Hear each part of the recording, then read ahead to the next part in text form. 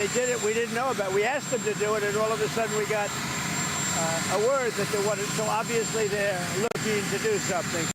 But Australia. So August 1st is going to come, and we will have most of our deals finished, if not all. We haven't really had a lot of luck with Canada. I think Canada could be one where they'll just pay tariffs, not really a negotiation. We're working very diligently with Europe, the EU, which covers a lot of territory, a lot of countries, and that's the big one right now. We have the confines of a deal with China, but we haven't really. We don't have a deal with Canada. We haven't been focused on it. When you send out those letters, Mr. President, when you send out those letters, do you believe that will bring some certainty to the financial markets? Because then they will know. No, when those letters go out, they're a page and a half. That means they have a deal. It's done. They pay that tariff, and that is a contract essentially. And they can come into the country. They're going to pay a tariff. I'm going to keep it minimal. I'm going to keep it. I'm not looking to hurt countries. I could do that too, but I'm not looking to do that. But when that letter goes out, that's a deal. And we'll be sending maybe close to 200 of those letters out. Don't forget, we have a lot of countries. So we're going to be sending out almost 200 of those letters. But once those letters go out, there we have a deal. Now, we sent one to Japan, we sent one to EU, and they came back and negotiated a deal. I think the EU has got a pretty good chance of making a deal. With all of that revenue coming in, Mr. President. A lot of money. A lot of money. Our country was a dead country. It was a dead country 1 year ago. Now we have the hottest country anywhere in the world. And don't you feel it? Mr. President, with all of that revenue coming in tens of billions of dollars, do you think there's the possibility of a rebate to the American public in terms of all of that money? We're thinking about that, actually. We have so much money coming in. We're thinking about a little rebate, but the big thing we want to do is pay down debt. But we're thinking about a rebate. That's a very good question. You just made a lot of news. We're thinking about a rebate because we have so much money coming in from tariffs that a little rebate for people of a certain income level might be very nice.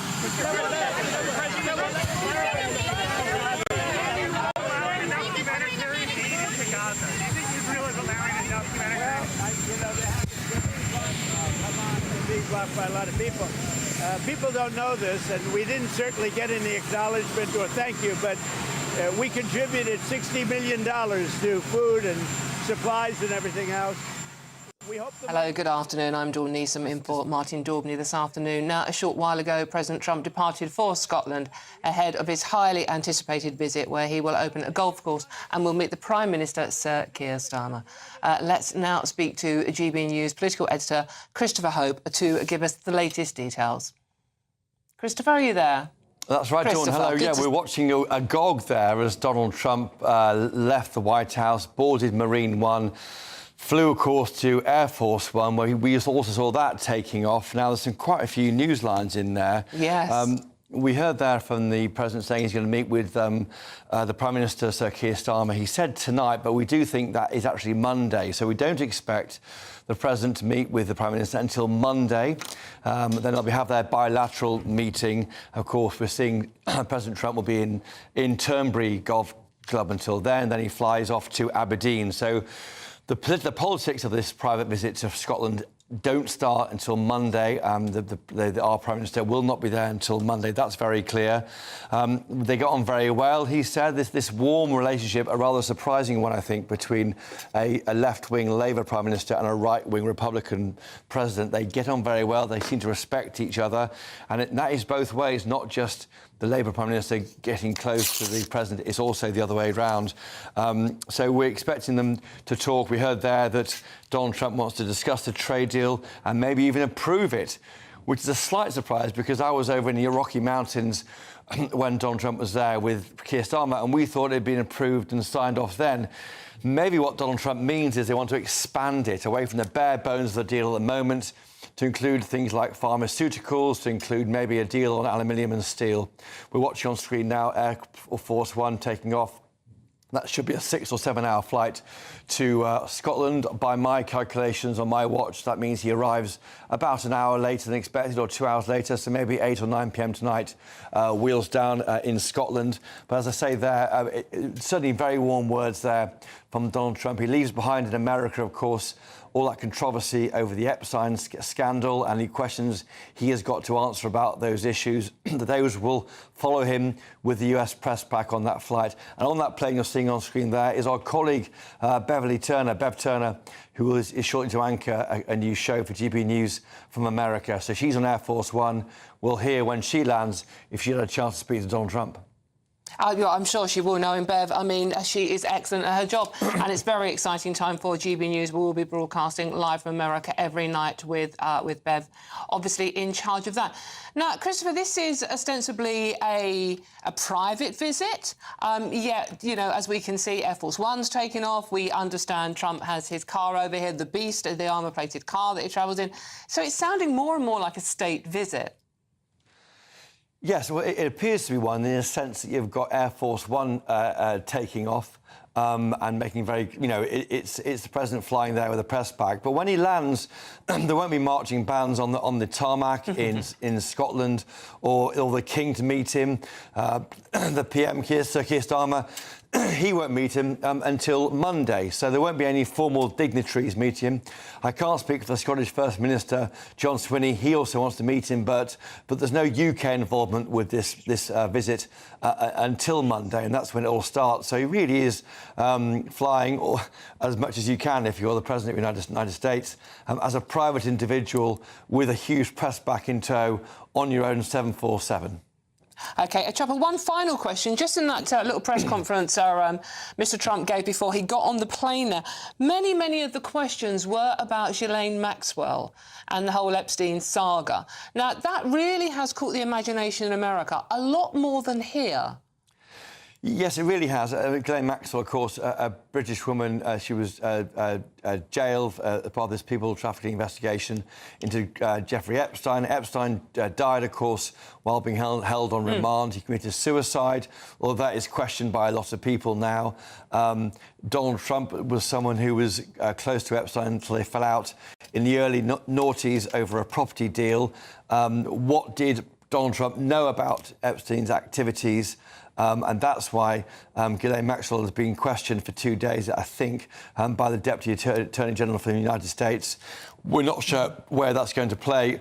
Donald Trump, when he was fighting for power, he did say he wanted the Epstein files to be published. These are files assembled by investigators into him, into his inquiry. And, of course, the big political question is who else is named in those files? Well, is Donald Trump in it or not? If so, how much? Again, we don't know any detail on this. There's rumours and lots of rumours in the state. It is starting to dog him, and he's not happy about it. And how he puts a lid on that, we'll wait and see. That could all happen, frankly, Dawn, in Scotland. It could do. It's going to be very interesting. As you say, he has the American press pack as well as our very own Bev Turner travelling with him. Just finally, Christopher, in that little press conference just now, when he was asked about France and Macron declaring Palestine an independent state, or should be recognised an independent state, Trump's answer was typical Trump. He said, he's a good guy, but doesn't matter. Yes, I mean, I think the Gaza recognition announcement overnight from France will dominate elements of this visit. We know almost certainly that Donald Trump will side with Israel, so won't want to recognise Palestine as an independent state, as 150 other countries have done. But this is going to bubble under now, because we're going to see France make that case at the United Nations General Assembly meeting in the third week of September. How the UK reacts to that, how Donald Trump reacts to that, will become part of the conversation. And we're seeing in the UK, the Foreign Affairs Committee, the all-party group, chaired by Labour MP Emily Thornberry. Her group is saying today that the UK should recognise the Palestinian state while there's still a state to recognise. And other cabinet ministers also, Peter Kyle last night, the Shadow Tech Secretary, he's saying it's intolerable what's going on in Gaza. We have to hasten discussions about statehood. We're seeing other remarks too from other people within the cabinet. So Lisa Nandy and Shamana Mahmood, Hilary Benn, and others too. So a key issue, I think, Dawn, is how to treat Gaza, and can Donald Trump hold the line and keep supporting Israel, which doesn't clearly doesn't want Palestine to be recognised as an independent state. Christopher, there are so many questions, and we will delve further into them later on in the show, including how Keir Starmer has literally 2 days to improve his golf, because that is going to where a lot of this is going to happen. Christopher, I hope we will speak again soon. Thank you very much. Now on to the one subject that is really worrying a lot of you, worrying me. Own family at the moment going through this, the strikes. Resident doctors are walking out again. They started at 7 o'clock this morning. The government says, but this time the government says they, being the doctors, will feel the pain. Up to 50,000 resident doctors are launching a 5-day strike demanding a 29% pay rise, despite them already receiving a 28.9% pay rise in the past 3 years. Earlier, Health Secretary Wes Streeting said the impact on those requiring treatment will be kept to a minimum. We are doing everything we can to minimise the risk to patients and to minimise the disruption. But I want to be honest with people. What we can't do is eliminate disruption or risk to patients. We know that there have been operations, appointments and procedures already cancelled, and we know that there will be real challenges over the next 5 days. And that is why the Prime Minister and I are so angry on behalf of patients and other NHS staff who are working hard to keep the show on the road, that the BMA have taken what is reckless and unnecessary action, forgetting that they've had a 28.9% pay increase from this government, and this government was also willing to go further on improving their working conditions. OK, we can now speak to GBNews Yorkshire and Humber reporter Anna Riley. Anna, good to see you. What's happening where you are? Good afternoon.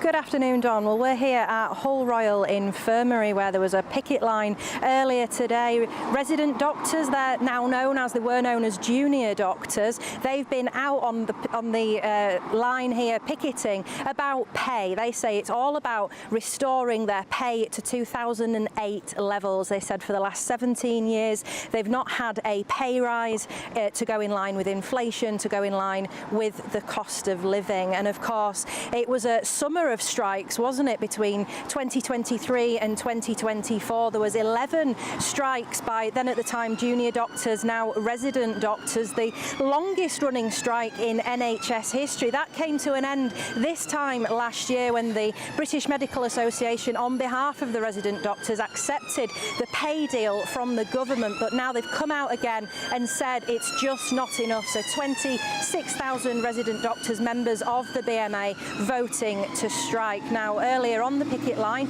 we spoke to Becky Lavelle. She's a resident doctor. This is what she told us about the strike action.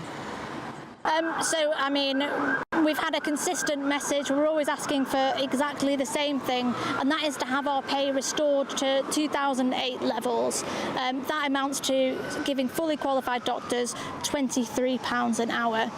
I can only apologise to any patients who've had appointments cancelled or delayed as a result of our strikes, but in the long term we're hoping that by taking our action we'll be able to retain enough doctors in this country to maintain the service for many years to come. We really wish it hadn't come to this. I'd much rather be inside that hospital building now than stood outside it. But realistically, it's £23 an hour. Let's call these strikes off for £23 an hour. So that's what resident doctors are asking for. Of course, the last amount of strike action meant that there was 1.5 million appointments that were cancelled. It cost the taxpayer £1.7 billion. So, of course, the government are wanting to put an end to this. We've heard that scathing comments there from Wes Streeting, the Health Secretary, about what he makes to the strike action. Of course, this morning as well, Prime Minister Keir Starmer still tried to call it off, but these resident doctors have gone ahead with it. Wes Streeting as well, also saying that this strike action is unjustified and that it'll have a real impact on patients. So let's just see across these next 5 days what those impacts are with this strike action due to end on Wednesday morning. Indeed, thank you very much. That's Anna Riley there, GBNews Yorkshire and Humber reporter from the picket line this morning. OK, well, of course, let me know what you think about this, gbnews.com/your say. I really want to know your stories. It's day one, how it's affecting you, how are you worried, etc, etc. But now I'm going to talk to oncologist Dr. Carol Sikora. Carol, Good to see you. Thank you very much for joining us. Carol, I read one of your tweets this morning where you said in 50 years of service to the NHS, you never once went on strike, nor did you feel like going out on strike. Can you explain what you meant by what you said there? I think times have changed, society's changed. Our generation of doctors would never even contemplate going on strike. We'd have a go at the health minister, absolutely, but we'd never do anything that could harm patients. And I think times have changed. And you can see the young people brought up in exactly the same way as we were in terms of medical school, work hard. They've all got grade A levels, I'm sure, to get into medical school. And they're all excited to qualify as doctors. And here we are in a war. And I'm really surprised. I didn't think it would actually happen. I thought it would be called off. Wes Streeting, I'm full of admiration for that guy. And I thought he'd sort them out, because they're not really striking for money. I don't believe it. They're striking because they're fed up the way the NHS is going. They're moved around, they're bossed around by people that don't know what they're doing. And I think it goes deeper than just money. But they've done it through money, and now they're stuck. They're stuck in a war. You know, Dawn, it's funny. In the NHS, we go on these courses to look at how you sort crises out. And you sit down with one party, then you sit down with the other one, and you resolve conflict. I don't think either party seems to have done the NHS conflict resolution course. That's how it strikes me. They've got to get better. We've got to get them to the table again. And strikes are just going to cause discord across the whole system. And Carol, they must know that. I mean, during the last round of strikes, 5 people, according to the coroner's reports, did lose their life purely because of the strike action. Cancer is your area. 6,500 cancer operations were cancelled. I mean, as you know, cancelling cancer operations, cancer doesn't wait around for pay disputes to be organised. I mean, do you think it has been said that doctors no longer really care about patients as they should? I think doctors individually care. I think we've been misled here by the BM. I stopped being a member 20 years ago because it clearly had gone down a route for other reasons that was not very healthy. I'm afraid they've got very militant, and I really don't understand why. Okay, they don't have the same pay equivalent at 2008, but for goodness sake, they're not long junior doctors, resident doctors, and then they get into a decent salary. It's a secure job. They get a good pension. It's almost impossible to fire a doctor unless they come in drunk or start a fight in the corridor with a patient. It's almost impossible. So I think they have very secure jobs in a very changing world. They should be grateful. I'm afraid it's just very sad that we've got this conflict, and I can't see it ending very soon now. It's that both sides, including the Prime Minister, I don't think that was helpful this morning, what he wrote in the Times. He's the last person that needs to interfere in a very delicate balance here.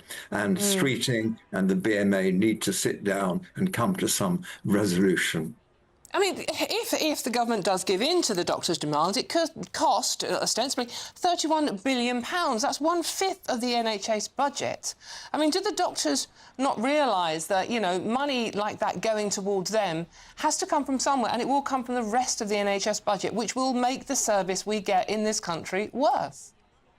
Exactly. It's just not possible. We spend nearly 200 billion on the NHS as it is. The cost of the strike, OK, that's a temporary thing. But if we gave in to the salary demands, the lasting consequence of that would be an enormous burden on the total cost of the NHS. Who's paying for that? We are. And I feel very sorry for patients next week. If this, and it does seem to be a real strike, I thought it might just be a token demo and we'd get back to the table. But it does seem to be real, which means in the end, whatever the NHS managers want to do, it's a dangerous game. Operations will have to be cancelled. And who wants to be on the end of the phone being told the operation you're waiting 18 months for is now postponed indefinitely? Because that's what's going to happen next week. No, absolutely. And Carol, do you think, an increasing number of people in this country do not support the doctors' strike? Now, there was a lot of sympathy for people on the front line in the NHS. It's an incredibly hard job. They work incredible hours. But sympathy isn't great for this strike, as you yourself have pointed out. And 43% of people in this country now say that doctors should be banned from going on strike. It should be illegal for doctors to strike, as it is police officers and prison officers. Do you think that should be the case? I think it's inevitable we'll get to that now. I think it's the only way we can go forward. Police can't go on strike. The military can't go on strike. A variety of other people don't go on strike by law. And I think, we're going to have to do it here. And I think it's just terribly sad for professionalism in this country when this happens. It's just a very sad indictment of modern society. Yeah, and Carol, just finally, what would you say now? I mean, I've got 2 loved ones with hospital appointments today. What would you say to people watching you now and listening to you now who are getting incredibly angry about this situation and are worried about losing loved ones? By all means, use the NHS. Don't not use it. Go where you can. NHS 111. If necessary, the emergency room, but better to avoid that if you can at all costs. Yes. NHS 111 is very good. And, go to the pharmacist if it's a minor ailment. And above all, don't despair. If you really need treatment, it'll happen. It may be delayed a bit, but you will get treated. But as you said earlier, Dawn, the trouble with things like cancer, you don't know you've got cancer until you've gone through a series of procedures to get the diagnosis, and that may be delayed because of this. I mean, it is a disgrace that 7.4 million of us are waiting for something. That in itself is a disgrace. I think we've got to get the politicians right out of the NHS. That's my solution, and make it just a simple transaction. You ill, you have insurance, you go to get treated, and it's not a political battlefield for the left and the right, which it's become in this country. Yeah, it's very much politicised. Dr. Carol Sikora, thank you very much there for joining us today. Please let me know what you think on this subject. As I said to Carol just now, I have got 2 loved ones with hospital appointments this afternoon. My next-door neighbour, who is just shy of his 99th birthday, collapsed and needed an ambulance. So the NHS does an amazing, amazing job, but as Carol just said, people will lose their lives over this. So let me know what you think. gbnews.com/yoursay. Now, still to come, a record number of farms have closed following the government's inherent tax raid. Could this mean food shortages in Britain? And will the government make another one of those U-turns on what's being described as a disastrous policy? And, of course, Donald Trump is on his way to Scotland and will meet with the Prime Minister. We'll discuss whether that special relationship is indeed at a crossroads. This is GB News, Britain's news channel. Don't go too far. We'll see you soon.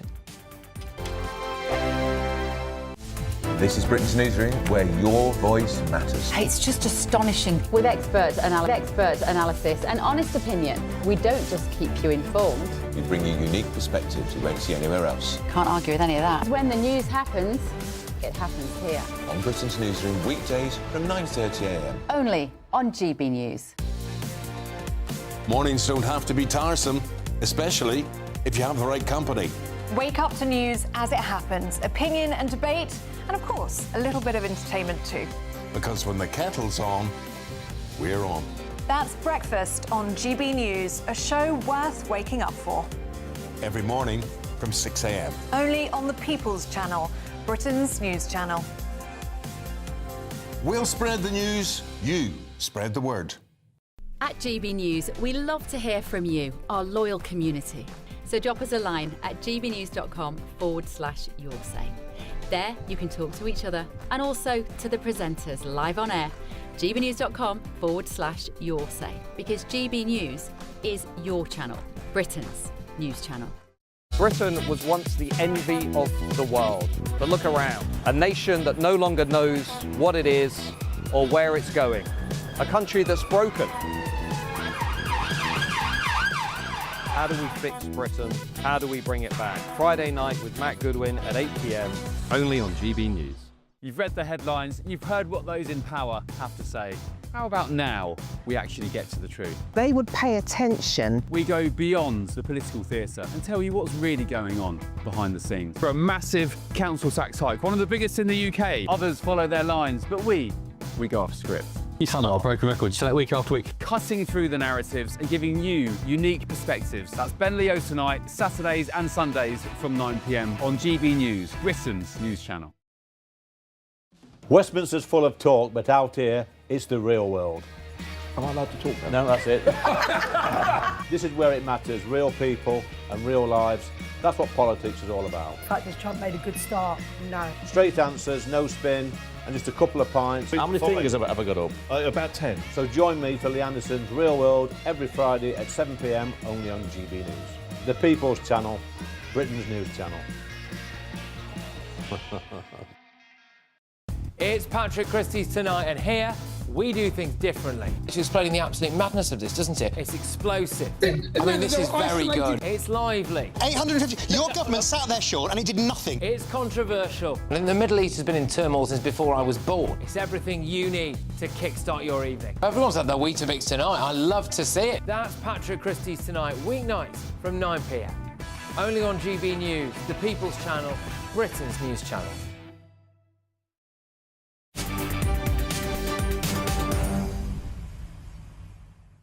Hello and welcome back. I'm Dawn Neeson in for Martin Daubney, and it is coming up to 3:30 on Friday afternoon. Congratulations, you made it. Now, a short while ago, President Trump departed for Scotland ahead of his highly anticipated visit. Well, he will open a golf course and will meet with the Prime Minister, Sir Keir Starmer. I'm actually joined in the studio now by Thomas Nurkum, who is from the Coalition for Global Prosperity, an organisation that has written a report warning that that special relationship with the US is at a critical crossroads, I think you've described it as. Tell me more. Yeah, no, that's absolutely right. Obviously, President Trump is going to Scotland today. He's on Air Force One at the moment. And we know he's got a particular attraction to the UK. He speaks very fondly of the royal family. His mother's from Scotland, and he, of course, loves playing golf in Aberdeenshire as well. But the reality is that the relationship between the UK and US is not driven by this sentimentalism and the shared culture and history. It's driven by strategic interests. And the UK has always been in a better position than any other country to support American interests and security. But the reality is now we're entering a very volatile world where we've got shared threats and challenges with the US, but we're at risk of not pulling our weight, which means that we will fall down the priority list for Washington. So what's changed? Is it Donald Trump that's changed? Is it the fact we've got Keir Starmer now that's changed? Or is it the combination of both of those men? No, I think American foreign policy has always been inherently transactional, but we're now in a case where, you know, the threats are developing. You've got China's military and technological capability that is advancing at a massive rate. It has the largest navy in the world numerically. It has a shipbuilding capacity 230 times that of the United States. But the reality is that the UK has taken quite an ambiguous line when it comes to China. We're kind of flirting between calling it a threat, a challenge, an economic opportunity in some areas as well. So we've got to be a lot stronger in that, because the US is expecting its allies to, you know, work with it when it comes to China. It's been pressing Japan and Australia over the last few days to commit to defending Taiwan in the Indo-Pacific. And the UK is kind of, you know, stepping back from that challenge, but we clearly need to do more, because China's as much of a threat to us as it is to the United States. Well, this is the, I mean, almost feel sorry for Keir Starmer with this visit, which is ostensibly a social visit, but we know it's much more than that. It is to discuss trade tariffs and the situation, you said, with China, with Gaza, with Ukraine, etc., etc. But Keir Starmer has to tread a very, very tightrope. That's a mix of metaphors here, but a very tight line, a very fine line on what he says and what he does to Trump. Because we know Trump says it like it is. I mean, whether he might change his mind the following day, but he does initially say it like it is. So it's a very fine line here between alienating Trump with, as you said, the situation in China, and also what's going on in Ukraine. And now we have, you know, we had the French declaring sort of like Palestine, you know, is going to be recognised as a state. And Trump and Keir Starmer might not agree on that one either. It's a difficult few days for them both. It is a very difficult situation to be in, but the Prime Minister has done rather well at keeping Trump on side so far, and I'll hold my hands up and acknowledge that for him. But like I say, the relationship's driven by the UK's ability to contribute to American interests, and where you know, we need to pull every stock out from our foreign policy arsenal to support the US, and it's in our interest to do so as well, because the US has capabilities, technology that really boosts our position in the world and boosts our security. But clearly we need to invest more in defence. We need to align our development spending with strategic priorities, encountering Russia and China across the global south. And we need to use our diplomacy a lot more effectively to de-risk supply chains for critical minerals, for example, support our own industry and also American industry at the same time. Are you hopeful that these 5 days, I think, in total, that Trump's going to spend in Scotland playing golf with Keir Starmer, who doesn't play golf at all, by the way, are you hopeful it's going to be beneficial for the UK? Well, I hope so. It seems, you know, far-fetched that we're going to improve on that trade deal that we got earlier on in the year. I think Trump's just said in Scotland that steel and aluminium, there's not really that much wiggle room there as well. But we need to be looking beyond this next 5 days where he's in Scotland and think over the next 20 years as well. I think if you push that out and say, this is what the UK is going to do. We're going to step up over the next 20 years and combat China more effectively on the global stage. We're going to pull our weight in Europe. We're going to use our development spending a lot better as well, and we're going to really align our approaches with the United States to tackle these shared threats and challenges. I think that's going to put us in a really good position over the next 2 decades. Fingers crossed. Thomas, thank you very much there. That is Thomas Nurkham, who is Coalition for Global Prosperity.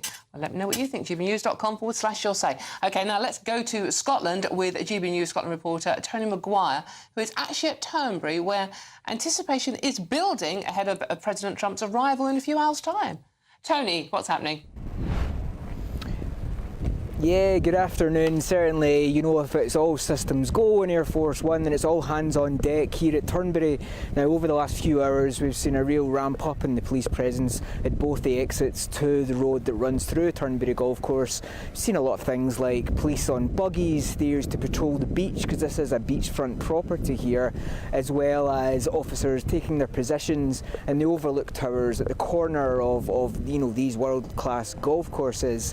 Now, we know that President Trump is in the air, which means that we've got, you know, just a handful of hours now until he touches down here in Scotland. He's going to be spending a few days here, and already, as you can maybe hear behind me, there's still quite a gathering of international press, we'll have to say, as well as a few locals who are standing a little bit further back. But, you know, this has been a really interesting development. This is very much not the state visit that's coming later in the year in September. This is a private visit, and it's to Scotland. This is a Scottish visit, you know, very in line with the President's long-spoken love for Scotland. His mother, of course, from here, from the Isle of Lewis. And he has 2 properties here, both now with 2 golf courses.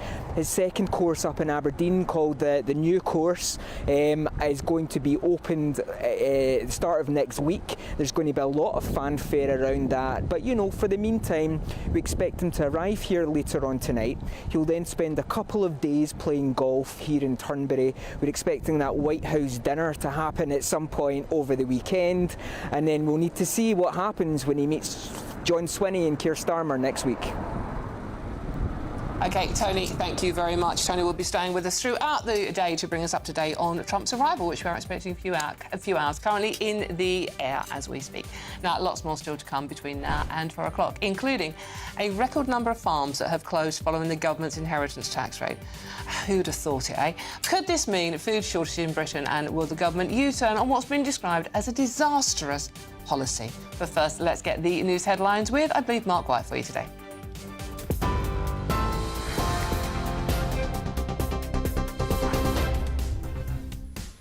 Good afternoon. There are the main headlines from the GB News Centre. US President Donald Trump has set off for Scotland on a visit to open his new golf course and meet Sir Keir Starmer. First Minister John Swinney said Scots would have a platform to make their voices heard amid warnings of protests. Resident doctors have begun their 5-day strike over pay. That's despite a last-minute appeal from the Prime Minister not to walk out because of the risk to patients. A coroner has ruled that British teenager Jay Slater, who went missing in Tenerife last summer, sparking a huge search, died by accident after falling down a steep ravine. It's being reported that Israel could allow foreign countries to parachute aid into Gaza as pressure mounts on the UK government to immediately recognise Palestine as an independent state. And a day after he launched his new political party, Jeremy Corbyn has attended a mega picket in support of the Birmingham bin strikes. He's demanding Birmingham City Council settle the dispute with proper equal pay. That's it, you're right up to date. More for you in half an hour. For the very latest GB News direct to your smartphone, sign up to News Alerts by scanning the QR code or go to gbnews.com/alerts.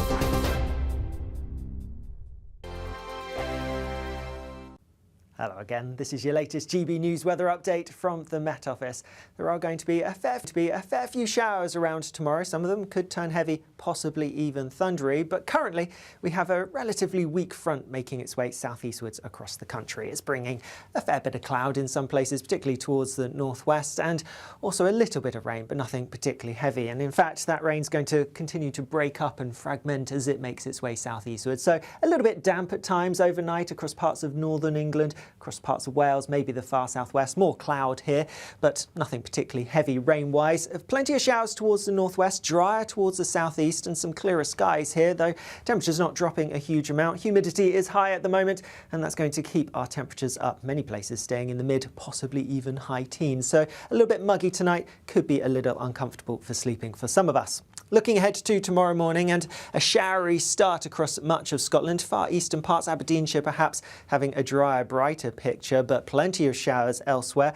Also a few showers pushing into parts of Northern Ireland. Still that weak front across some parts of northern England, and that's kind of bringing the focus for some showery rain as we go through the morning. But that focus is going to gradually make its way eastwards as we go through the day, and as it does so, we could see some of those showers pepping up. So across parts of Lincolnshire, the East Midlands, even into parts of northeast Anglia. That's where we have the greatest risk of some heavy showers by the time that we get into the afternoon, maybe even a bit of thunder. Some heavy showers are possible further south as well. Temperatures for many, they're not going to be quite as high as today, but nonetheless we're looking at mid-20s towards the south, high teens, low 20s further north, and so feeling pretty warm if you catch any bright or sunny spells. As we go through later on Saturday night, most of the showers will clear away and die out, so turning dry across much of England and Wales, but some heavier rain perhaps pushing into parts of the far northwest. And then there will be some dry weather to start next week, but a changeable theme looks set to continue.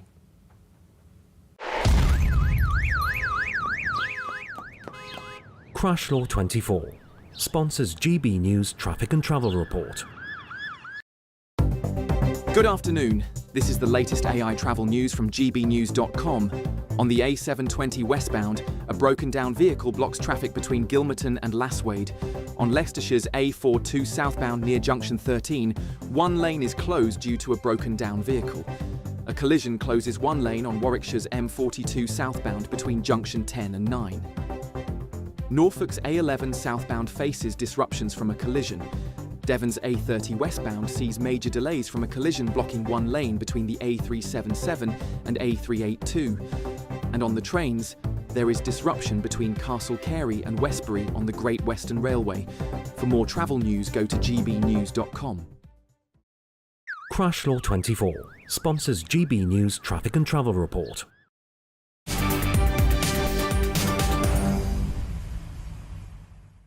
Good afternoon, welcome back. I'm Dawn Neeson on GB News in for Martin Daubney this afternoon. It is a 20 to 4 on a Friday afternoon. Thank you for your company. Now, it is the final week to see how you know this by now, come on. It's £54,321. It could all be yours. It's our biggest cash giveaway to date. Now, lines do close on Friday the 1st of August, so you don't want to miss out. Get dialing now. Here's all your details. It's the final week to see how you could win big. It's our biggest cash prize to date, an incredible £54,321 in tax-free cash has to be won. What would you do with that? With all of that cash, you could just chill out, treat yourself and indulge in the finer things in life, somewhere like here, Downhall Hotel and Spa. You really could win the cash giveaway of the summer.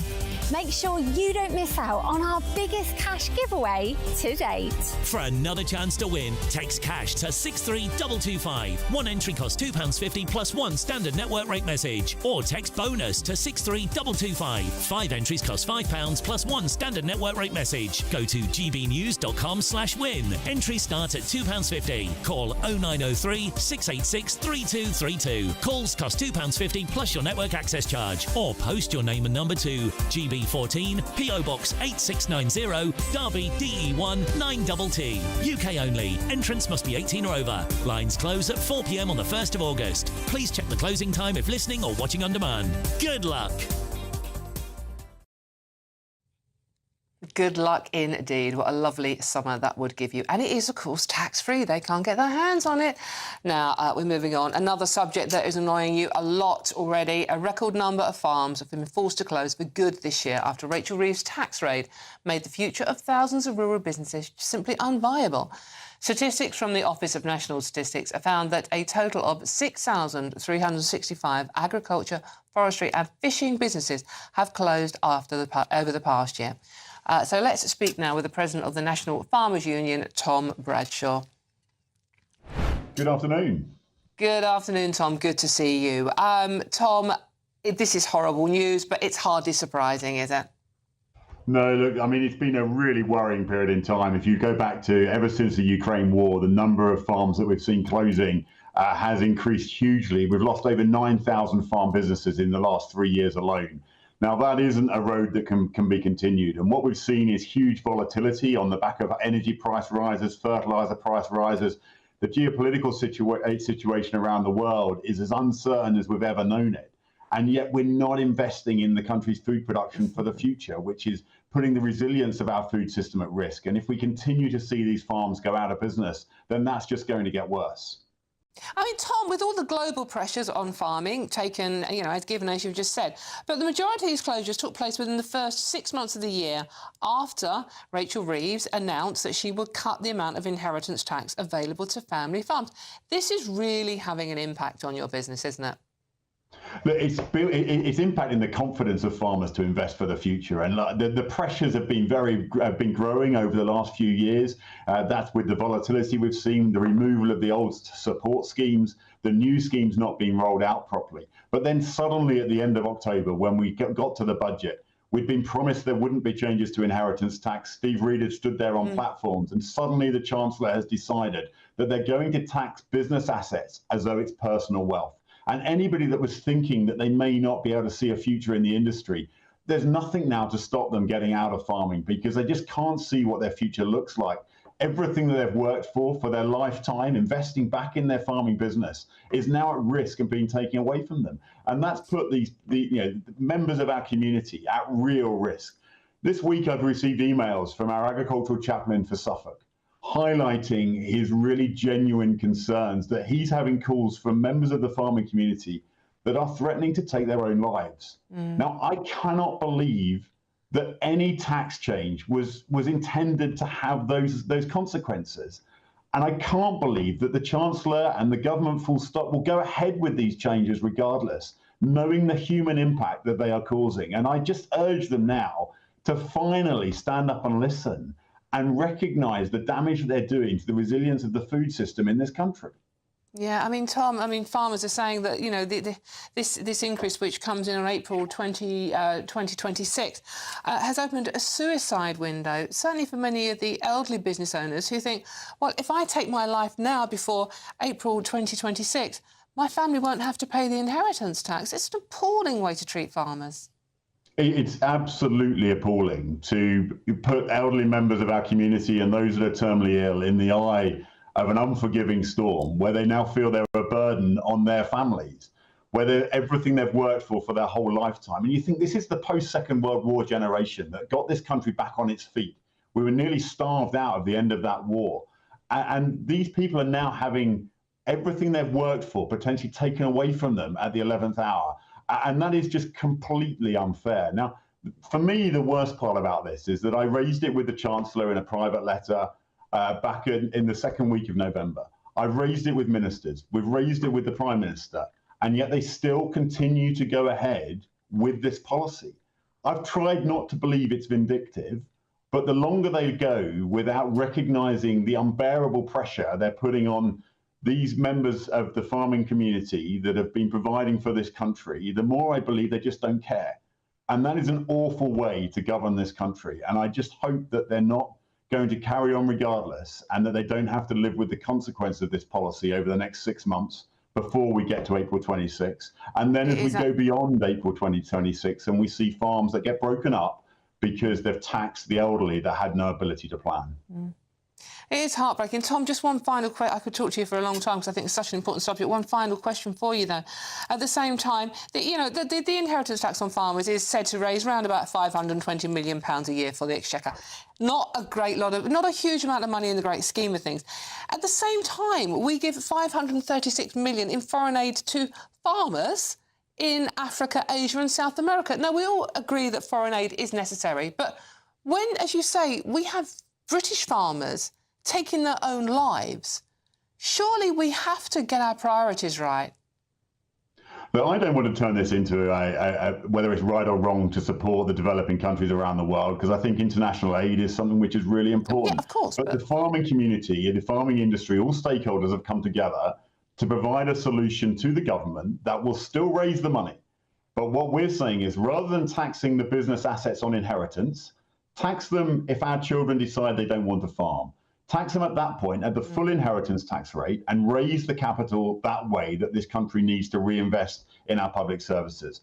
So let's not make this about whether we support foreign aid or not, but we've given a very realistic opportunity for the government to change the policy, but they haven't published the data as to why they won't support what we're calling the clawback proposal. And I would urge them to consider it. It's a realistic opportunity they have to work with us to take the elderly out of the eye of the storm and to still raise the tax, which we know the country needs. OK, Tom, thank you very much. Always a pleasure to talk to you, and very wise words indeed. That is Tom Bradshaw there, who is president of the National Farmers Union.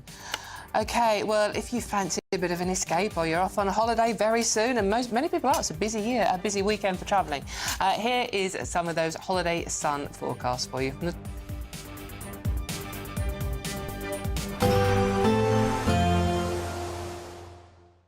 Ready to soak up that holiday sunshine?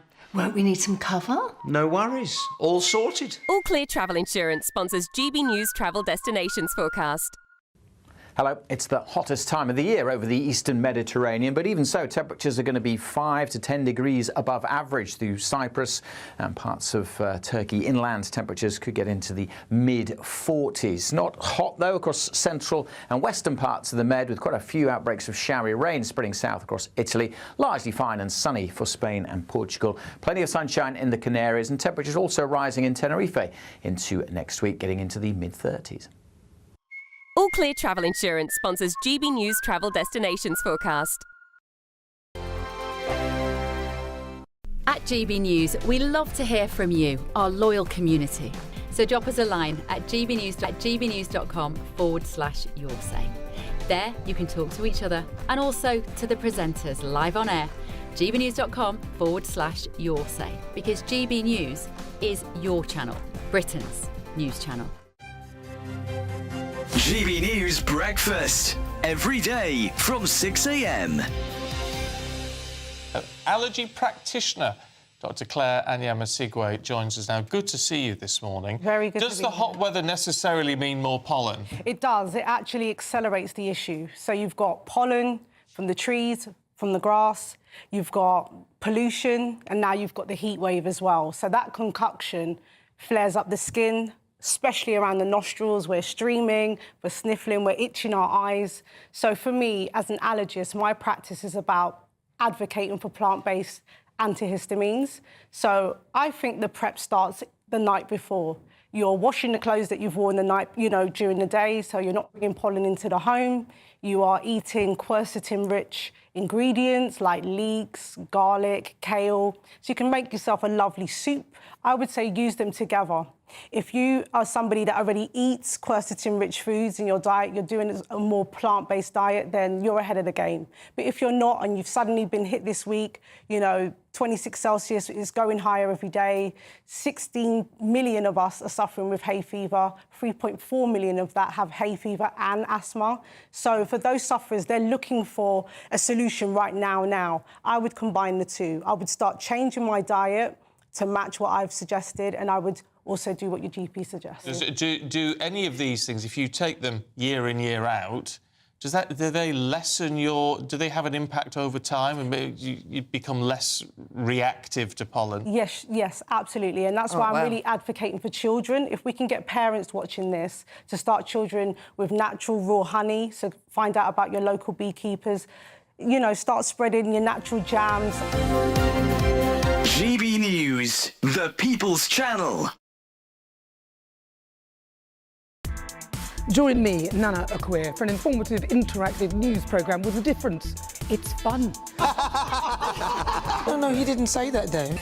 I'm so surprised. I think there's an element of truth to that. Join me from 3 p.m. every weekend, only on GB News, Britain's news channel. In the GB Newsroom, we bring you the news as it happens. With our team of dedicated journalists across the UK, we're ready to keep you up to date with what's happening every half an hour, every single day. Bulletins here on GB News, the People's Channel, Britain's news channel.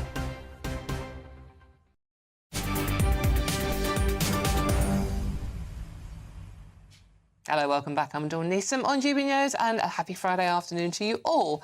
The other story that's been rumbling all week is getting worse this weekend. The Essex Police Fire and Crime Commissioner has written to the Home Secretary, Yvette Cooper, demanding that migrants are removed from Epping following days of protests. Overnight, Epping Forest District Council voted unanimously to urge the government to close the Bell Hotel, the one at the centre of all this where the migrants were indeed being housed.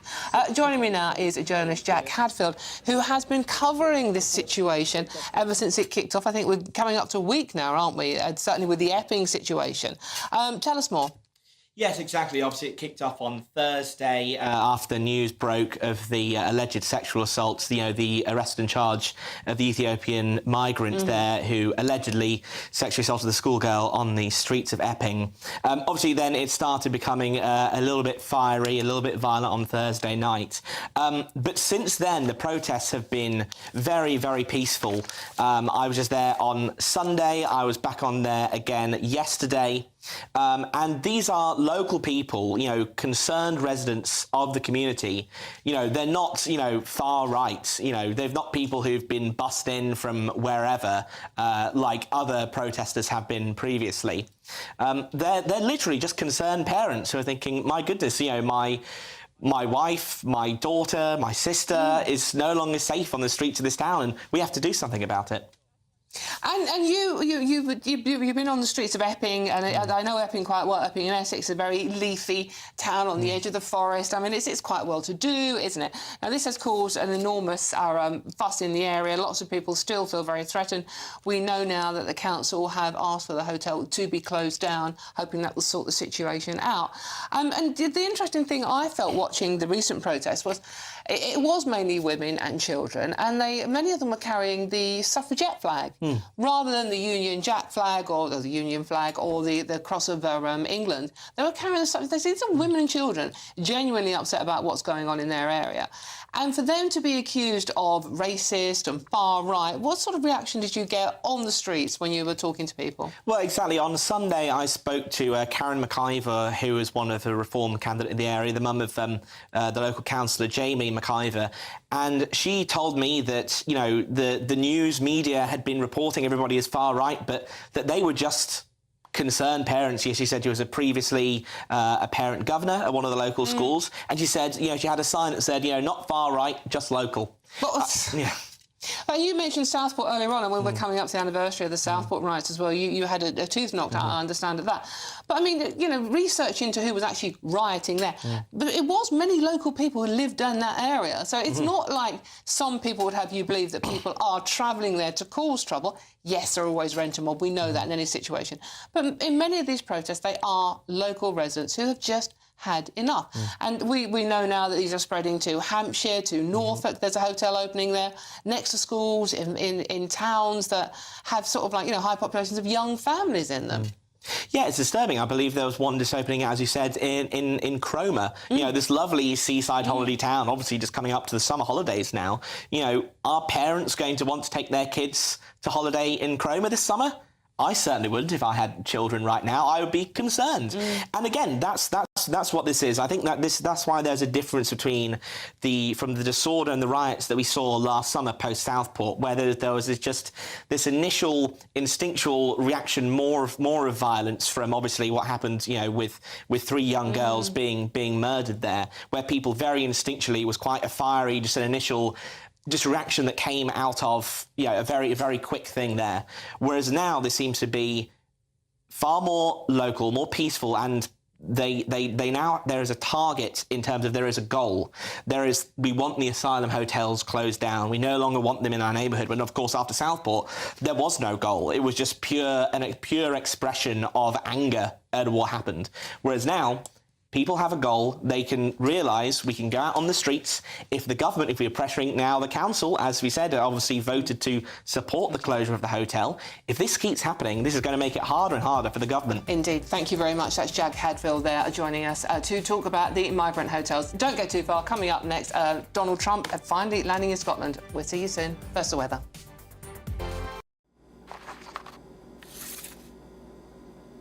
Crash Law 24 sponsors GB News Traffic and Travel Report. Good afternoon, this is the latest AI travel news from GBNews.com. Currently on the M4 eastbound, the road is closed between Junction 45 at Innisforgan and Junction 44 at Lonlass due to planned maintenance. In Leicestershire, a broken down vehicle is affecting the A42 southbound at Junction 13 with one lane closed. Additionally, there are delays on the M25 anti-clockwise between Junction 3 and Junction 2 in Kent, with normal traffic expected to return by 5:54 this afternoon. On the rails, there are no trains between Marks Tay and Sudbury on Greater Anglia. Hull Trains is running a reduced service due to industrial action, affecting arrival and departure at Hull. For more travel news, go to gbnews.com. Crash Law 24 sponsors GB News Traffic and Travel Report. It's the final week to see how you can win big, as there's an incredible £54,321 in tax-free cash to be won. What would you spend it on? The holiday of a lifetime? Or just sit back, relax and remove some of those day-to-day financial stresses? Lines close on the 1st of August, so make sure you don't miss out. For another chance to win, text cash to 63225. One entry costs £2.50 plus one standard network rate message. Or text bonus to 63225. 5 entries cost £5 plus one standard network rate message. Go to gbnews.com/win. Entries start at £2.50. Call 0903 686 3232. Calls cost £2.50 plus your network access charge. Or post your name and number to GB14 PO Box 8690 Derby DE1 9TT. UK only. Entrance must be 18 or over. Lines close at 4 p.m. on the 1st of August. Please check the closing time if listening or watching on demand. Good luck. 5 hosts, 5 opinions, 5 fearless debates, 5 unfiltered takes on the day's news. 5 reasons not to be anywhere else on Saturday night. This is the Saturday 5. You got me good there. Britain's biggest Saturday night TV show. It's not a bad brand. Yeah. Uncensored. Very, very, very easy tonight on the unpredictable. What does she say? Can you translate it for us? And always entertaining. And how can a country go from being led by William Wallace Saturday nights from 6 p.m. only on GB News, the People's Channel. Britain's news channel. You're going to want to stay tuned, trust me. At GB News, we love to hear from you, our loyal community. So drop us a line at gbnews.com/yoursay. There you can talk to each other and also to the presenters live on air. gbnews.com/yoursay, because GB News is your channel, Britain's news channel.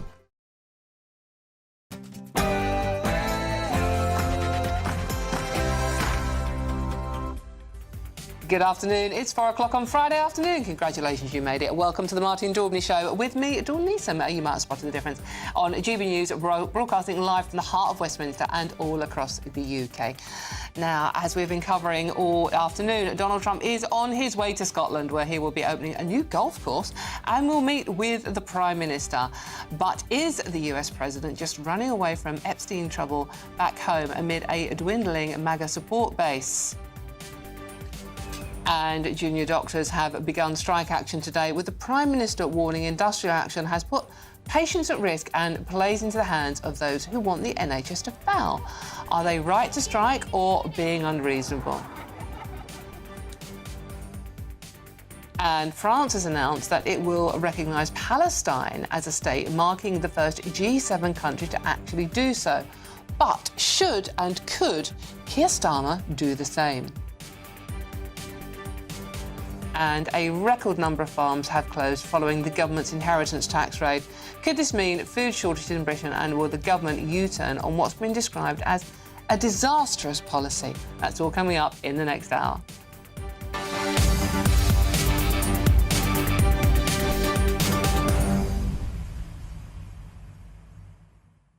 So, yeah, welcome to Friday afternoon. You have made it, as you might have noticed, the sharp-eyed amongst you at least, that I'm not actually Martin Daubney. It's one of my favourite things to do is covering for Martin Daubney why he takes a well-earned rest. So we are both tall and blonde, and that's where any similarities finish. Thank you very much.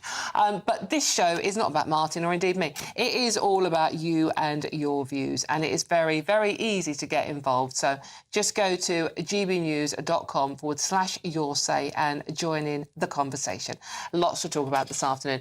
But before we get stuck into all of our subjects, let's get the news headlines with Mark White.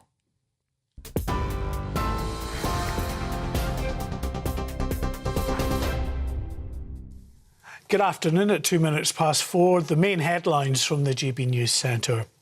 US President Donald Trump has set off for Scotland on a trip to open his new golf course and hold a meeting with Sir Keir Starmer. Mr Trump boarded Air Force One a short time ago for his flight across the Atlantic. First Minister John Swinney said Scots would have a platform to make their voices heard during the visit. The country, he said, had an opportunity to show respectful demonstrations of the principles of freedom and justice for all and promote Scotland's economic investment potential. A heavy police presence will be on hand throughout the trip, with up to 5,000 officers on the streets. Resident doctors have begun their 5-day walkout over pay despite the Prime Minister's last-minute appeal not to strike. Health Secretary Wes Streeting said he deeply regretted the decision to take action, but he said the impact on those requiring treatment would be kept to a minimum.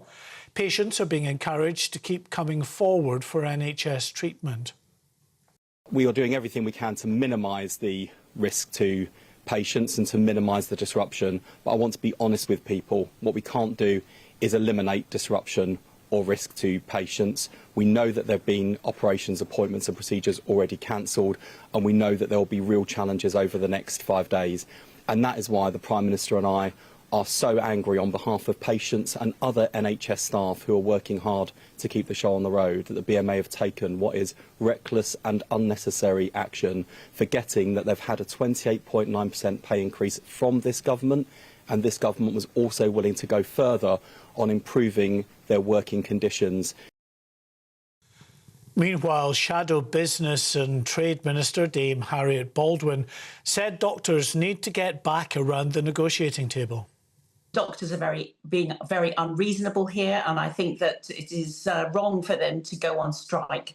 The Health Secretary, who I think is saying all the right things, is offering 5.4% to striking doctors. So it would be good to see them back around the negotiating table on some of the other sort of non-salary related issues. They got a big pay rise last year. 5.4% is probably more than most of your viewers are getting this year. The lawyer for a man accused of assaulting a police officer at Manchester Airport has told a jury that he was not looking for a fight. Mohammed Ahmad and his brother Mohammed Amaz face charges of assaulting police officers and a member of the public at the airport last summer. Both men deny the allegations. Well, GB News reporter Sophie Reaper has the latest from Liverpool Crown Court.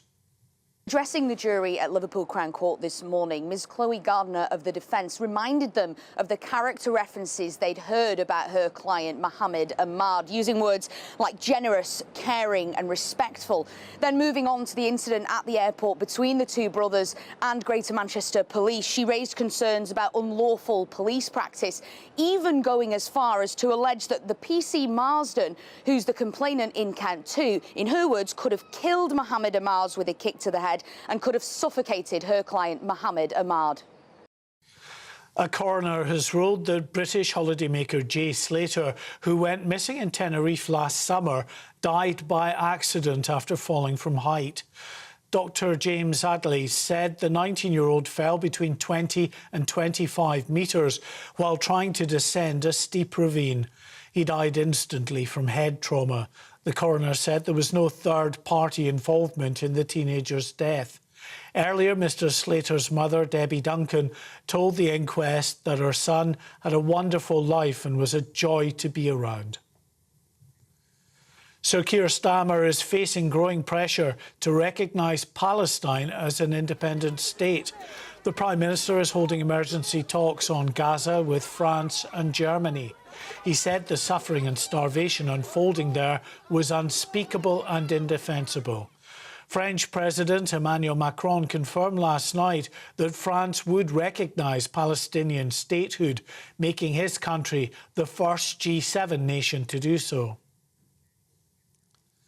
A day after launching his new political party, Jeremy Corbyn has attended a mega picket in support of the Birmingham bin strikes. Full-scale industrial action from bin workers in Birmingham began in March. Mr Corbyn demanded Birmingham City Council settles the dispute with a proper equal pay offer. The MP for Islington North, alongside former Labour MP Zara Sultana, said their new party would take on the rich and the powerful. You're right up to date with the latest headlines. We'll have more for you in half an hour. For the very latest GB News direct to your smartphone, sign up to News Alerts by scanning the QR code or go to gbnews.com/alerts.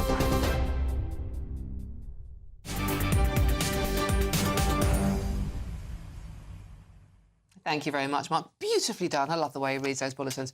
OK, now President Trump is on his way to Scotland for his highly anticipated visit, where he will open a golf course and, oh yeah, meet Prime Minister Sir Keir Starmer. He, of course, heads to the UK with the spectre of the Epstein files looming large. So let's now speak with GB News political editor Christopher Hope to get the latest on this. Christopher, good to see you again. Now, obviously, Trump is currently in the air. We expect him to land, I believe, at about 7, 8 o'clock tonight, if I'm right in saying so? Yeah, I think they're about an hour or so late looking at the timings when they took off. Maybe more like 8 or 9 p.m, wheels down in Scotland. It won't be the same as a normal state visit. There'll be no marching bands to greet them on the tarmac in Scotland. Instead, there'll be a private meeting, a private visit, really, as this president visits his own golf courses over the weekend. The politics starts on Monday. Now, there was some confusion earlier because on the way to Marine One, leaving the White House, the president said he looks forward to seeing Sir Keir Starmer tonight and maybe even approving a trade deal tonight. That is not the case. I know for certain that the PM won't be seeing the president until Monday.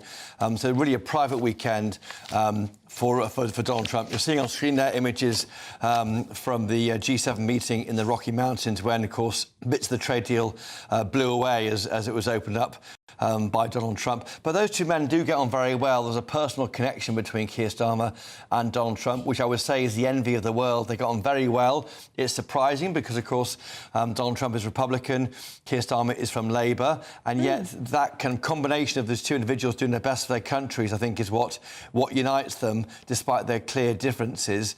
When he arrives here, Donald Trump will see protesters. There's a big a barricade around Turnberry Golf Club where he'll spend most of his time. Overnight, the Business Secretary, Jonathan Reynolds, has been speaking to GB News' Choppers Political Podcast. He's made clear people should, while being allowed to protest, don't forget the value of America and Donald Trump and that trade deal to British jobs. Here's what he told us. So is the left wrong to demonise Trump? He's landing this weekend. I mean, there will be protests. And whatever you think what he says, I mean, he does battle for his country, doesn't he? There are things I would profoundly disagree with, but I would respect any legitimate leader of a key ally and partner. Yeah. And also, I said to people in Parliament, I said a few times, look, I've been offered in Parliament all kinds of advice and in the press of how to deal with this relationship. Most of it terrible, to be honest. I mean, you could play it for politics, like the Liberal Democrats in particular, boycott this, don't talk to the Americans, right? That would have cost tens of thousands of jobs. Jaguar Land Rover supports over 44,000 jobs in the UK, right? So when I see people, it's not that I don't understand legitimate grievances. I really understand how when I look at things, I could have that as well. But I want them to understand why I am going to fight for this country's interests, fight to keep people in work, because you can play it for the politics, at the end of the day, that would be tens of thousands of people from backgrounds like mine, people I went to school with, Nissan factory in Sunderland, who would be, out of work. Communities would be really, really damaged. Jonathan Reynolds there. He knows about the value of America to Britain, both on defensive level and also on industry and jobs. And so in power, that's what you've got to think about. If you're not in power, you can protest against maybe the language that Trump uses, maybe some of the things he does or says in his private life, but he really matters to the UK, and having that strong connection between the USA and the UK really matters. I should say in that interview on the podcast, he gave a big shout out to GB News, Jonathan Reynolds. He says when he goes on the channel, he gets a lot of people thanking him, saying well done and praising him. So it's not all, so people do like coming on the channel, particularly in government. Of course they do. Everyone loves your podcast, Chopper, if I can call you that. Christopher, just one final question. Now, trade deal, Ukraine, Israel, Gaza, migration, free speech. There's lots and lots for these two men to talk about over the on the golf course, which would be interesting seeing as Keir Starmer can't play golf. I mean, one of the things that is going to be happening this weekend as well, we are going to see more protests outside migrant hotels. Now, Donald Trump has spoken extensively about the situation in this country with it being invaded, his words, not ours, and the fact that it's London is a no-go zone. Now, this could be a bit of a sticking point between the two men, couldn't it? Yes, it could be. I mean, I think Sir Keir Starmer maybe won't mind that. He'll recognise the pressure on hotels and accommodation here. He, of course, will blame the last Tory government for taking its eye off the ball and pursuing what he would say is this Rwanda plan that was never going to work. Of course, the Tories say it would have worked, and it was never tried out because it was axed before it could have got going by Sir Keir Starmer. But no question, the issue with hotels is one of the issues of the summer. We've got the pressure on the Home Office to empty the Epping Hotel. You've got the local police and crime commissioner saying empty it. You've got the council last night voting saying empty it. You've got a hotel in Canary Wharf, which is an overflow for the Manston airfield. And where on earth they go after being hotels, they might go into HMOs, housing of multiple occupation. That's even more contentious, I imagine. So I think this issue isn't going away very quickly. Donald Trump dealt with the migration flows over his border by simply threatening a trade war with Canada and Mexico, and that almost stopped entirely the numbers crossing the border. The question is whether Sir Keir Starmer can take a leaf out of the book of Donald Trump and act firmly and decisively, maybe against his own legal interests and his own interest of trying to follow the rules all the time for the betterment of this country. It's quite an interesting challenge. These two men are different, but also, weirdly, the same. Be very interesting. It could be very embarrassing, though, if we do have a situation where riots do happen while Trump is in the country and he's just with Keir Starmer. What's he going to say? He deals with it very decisively in America. And, the Keir Starmer so far is not making a move on this one. No, and we will hope they won't happen. I mean, there's lots of policing in Epping this weekend, so of course you hope nothing like that happens. But there are obviously troubles in all sorts of domestic situations in France and other developed countries. Perhaps you might see the context of that. OK. Christopher Hope, thank you very much. And don't forget, your podcast is available, isn't it, Christopher? It is, yes. Thank you very much. Spotify and elsewhere. GB News political editor Christopher Hope. OK. Now, let's speak to former Trump Treasury official Diana Furchtgott-Roth about Trump's visit to America. Diana, good to see you. Thank you so much for joining me. Ostensibly, Trump's visit to Scotland is a social visit to open a golf course, but there is much more to it than that, isn't there? It really is. There's so many opportunities between the UK and the United States. We're talking about a trade agreement. There's so many possibilities to do business while on the golf course and just while interacting with people. And don't forget that Donald Trump's mother was from Scotland, and he probably grew up being able to have a good cup of tea and some scones for his tea, where a lot of American presidents have not had that major advantage. Yeah, I mean, there is an awful lot. Yeah, I mean, to be honest with you, Diana, Americans and tea, it's not a good combination. It really, just being handed a mug of water and a tea bag is not going to cut it with anyone. But there's an awful lot. There's an awful lot for the two men to talk about, isn't there? I mean, you've got trade deals, Ukraine, Israel, Gaza, immigration situation, the issue with free speech. Again, another thing that Donald Trump is very, very keen on talking about. And there's also the whole issue of net zero and how the net zero goals in the UK are slowing growth in the UK. And also how Keir Starmer says he's going to get closer to the EU. That conceivably means that all these EU regulations will also apply to American companies doing business in the UK. And you know, there's one regulation that goes by the terrible acronym of CSDDD, which says that any company with over $500 million in revenues doing business in the EU has to reveal its climate emissions, the climate emissions of its contractors, and the climate emissions of its contractors. That's practically impossible. And if you make one small mistake, there's lots of fines and penalties. So that's something that I'm sure President Donald Trump will want to talk to Keir Starmer about, whether the UK is really going to be signing up to all these EU regulations as he cozies up to the EU.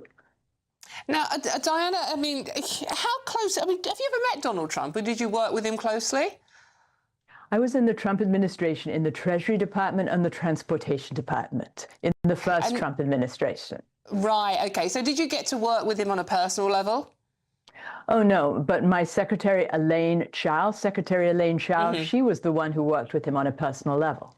And I was directing research, yes. I'm just trying to get a feel of what his mood is going to be like coming over here. I mean, we saw the press conference before he got on Air Force One, where he was, you know, fired lots of questions, particularly about the Epstein situation in America, which we haven't got time to go into here, and that's not what I'm talking about. But it's like, what his mood is like coming over here. Scotland is a beautiful country. Anyone would be happy going over to Scotland, and plus he can play golf. You know, St Andrews should make him a lifetime member of their golf club. He enjoys it. He loves golf. There's so much to talk about with the potential trade deals between the two countries. And look at the comparison between Ireland and Scotland. Ireland has been making itself out as the Hong Kong of Europe. Scotland should really have that position. OK, brilliant. Good to talk to you, Diana. That's Diana Furchtgott-Roth, who used to work in Trump's administration. Thank you very much for joining us. OK, now we're moving on. We'll keep you up to date with Trump's arrival, don't worry, so don't go too far. A new poll has sparked big debate, with half of Brits saying Islam doesn't align with British values. Muslim immigrants are viewed more negatively than any other religious group. But one young imam says the fear comes from misunderstanding, and younger Brits may be showing signs of change. I'm joined by lawyer and spokesperson Ahmadiyya Muslim community, Carly Yusuf. Carly, thank you very much for joining me this afternoon. This is quite a shocking report. Why do you think the people feel this way? It is a shocking report. I mean, I suppose the advantage of this report is it does tell us that most of British people do view Islam in a positive way, but there are a significant number of people who do view immigration and Muslims in a negative way. And I think the important thing is that as a community, as a Muslim community, as a British community, as part of this society, we work much harder to try and make sure that people understand the true peaceful teachings of Islam and the great positive contribution that we make to society. So I think in that context, the survey is really helpful, and it just means that we have to work harder to make sure that our doors are open along with our hearts, so that people can really see the practical application of Islam in the UK. Yeah, Carly, we're obviously talking about the doctor strikes today, and, you know, there are many sort of Muslims who work in the NHS and save our lives on a daily basis. It's something we're all very aware of, but this is 41% Muslim immigrants have a negative impact. This doesn't apply to Hindus or Sikhs or Jewish immigrants or even Christian immigrants. So what is it about the Muslim community? I think it's the perception. You know, I mean, I'm really glad that you talk about the NHS, because Muslims in Britain play a huge contribution to British society. Just a few weeks ago, we had a national charity walk. We raised millions and millions of for British charities. They work in the NHS, there are teachers, there are doctors, there are social workers, and unfortunately the positive contribution that is made by Muslims doesn't get as much coverage in the media as some of the negative news stories. That's really unfortunate to some degree. That's a little bit to do with how the media operates, but I think that it places a greater impetus on all members of the community, including us, no matter what the survey results say, to work harder and harder and harder to make sure that the doors of our mosques are open. We invite people and we give them an opportunity to see what we are really as real British Muslim people who have a positive impact on society and who are, as you'll see up here, loyal to our country. Khalil, I think one of the issues here that we see time and time again from people getting in contact with us is the cultural difference. Many Muslims don't integrate as well as maybe we would like them to, and there is a cultural difference, certainly in the way women are treated. Would you like to respond to that? I mean, I think that's a really good point that you make, because there is this perception that, you have Muslims on one side who act and operate in a different way to the rest of British society. But I think it's about how you define integration. There's nothing wrong with somebody in British society, a Christian person or somebody of no faith, who decides that they want to go to a pub on a Friday night. But in the same way, if a Muslim person doesn't want to go to a pub on Friday night, or wants to dress differently, or wants to dress modestly, that doesn't mean that they haven't integrated. It just means that they have a different culture.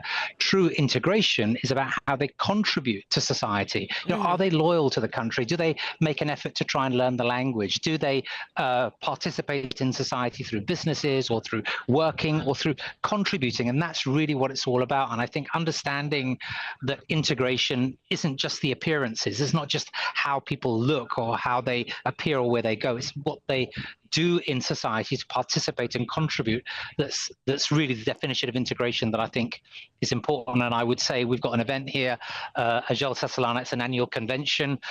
We've got 40,000 people here today. You can't see it behind me, but it's an almost utopian environment. Everyone is happy, everyone is eating, everyone's enjoying themselves, and that really is a way that we integrate, by opening our doors, by saying to people, look, ask us any question that you like. We will try and deal with any concerns that you have, and we will show you that actually being a Muslim and being a loyal British citizen are one and the same thing. OK. Just one final question. Obviously, the unrest we have seen outside migrant hotels, many of the young men are from Islamic countries. Many of the locals are in fear. We have had, obviously, a report of sexual attacks, etc., etc. And that is blamed, again, on the cultural difference of young men coming from Muslim countries who perceive British Western women to be something lesser than Muslim women. Would you like to discuss that a little bit? Well, I mean, I don't know what people think. I can't predict what they're thinking, but I'm a lawyer by profession, and I can tell you that one of our British values is the rule of law.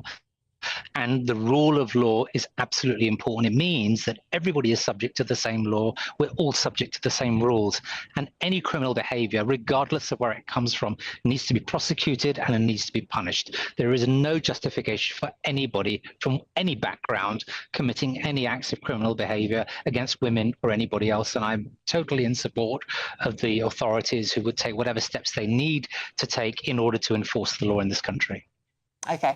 Khalil, thank you very much for joining us this afternoon. That's Khalil Youssef, who is a spokesman at the Ahmadiyya Muslim community. OK, let me know what you think. GBNews.com/your say. Coming up next, junior doctors have begun strike action this morning, with the Prime Minister warning industrial action has put patients at risk and plays into the hands of those who want the NHS to fail. Who can you possibly mean? Are they right to strike or just being unreasonable? This is GB News, Britain's news channel. Don't go too far. We'll see you soon.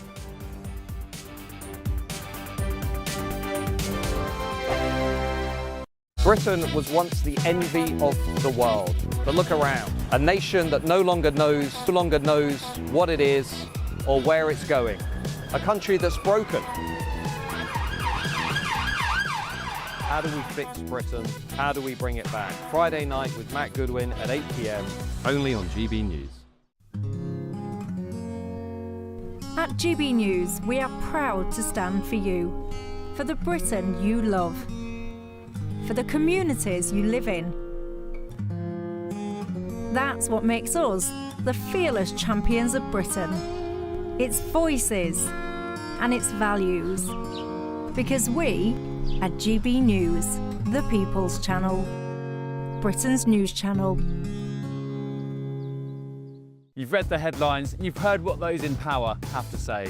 How about now we actually get to the truth? They would pay attention. We go beyond the political theatre and tell you what's really going on behind the scenes. For a massive council tax hike, one of the biggest in the UK. Others follow their lines, but we go off script.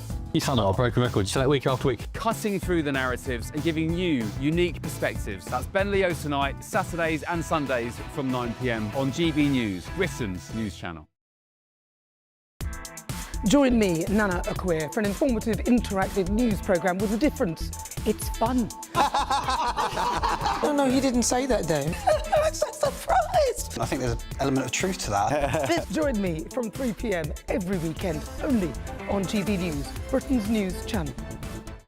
Good Afternoon Britain isn't just about us. The wonderful thing about this programme is it's about everyone watching. It's an interactive programme. Well, there absolutely is something to see here, and we're going to be talking about it more. Whether it's breaking royal news, please bring us up to date, or indeed a particularly punchy speech in the House of Commons. Very, very curious. We bring it to you live, and then we bring you live reaction as well. That's Good Afternoon Britain, weekdays from midday. Only on GB News, the People's Channel, Britain's news channel.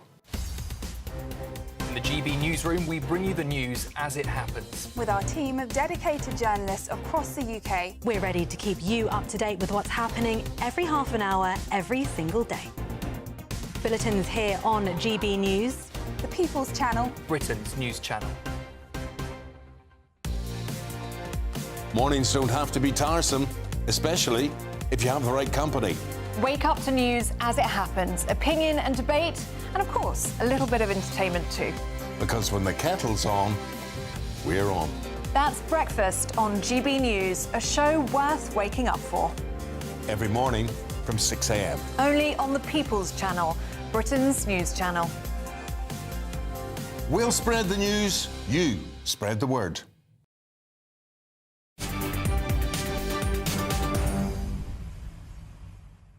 Hello, welcome back. I'm Dawn Neeson, and this is GB News. Thank you for your company this afternoon. It is just coming up to, well, 27 minutes, nearly 28 minutes past 4. Now, to those strikes, the resident doctors are walking out again, but this time the government says they are going to feel the pain, not the patients. Do you believe them, though? Up to 50,000 resident doctors are launching a 5-day strike demanding a 29% pay rise, despite them already having received a 28.9% pay rise in the past 3 years. Earlier, Health Secretary Wes Streeting said the impact on those requiring treatment will be kept to a minimum. Have a listen. We're doing everything we can to minimise the risk to patients and to minimise the disruption. But I want to be honest with people. What we can't do is eliminate disruption or risk to patients. We know that there have been operations, appointments and procedures already cancelled, and we know that there will be real challenges over the next 5 days. And that is why the Prime Minister and I are so angry on behalf of patients and other NHS staff who are working hard to keep the show on the road, that the BMA have taken what is reckless and unnecessary action, forgetting that they've had a 28.9% pay increase from this government, and this government was also willing to go further on improving their working conditions. Interesting. OK, let's talk to our City AM journalist Alice Denby on the developing situation today. Alice, good to see you this afternoon. Thank you for joining me. Hi, Dawn. Alice, the strike started at 7 o'clock this morning.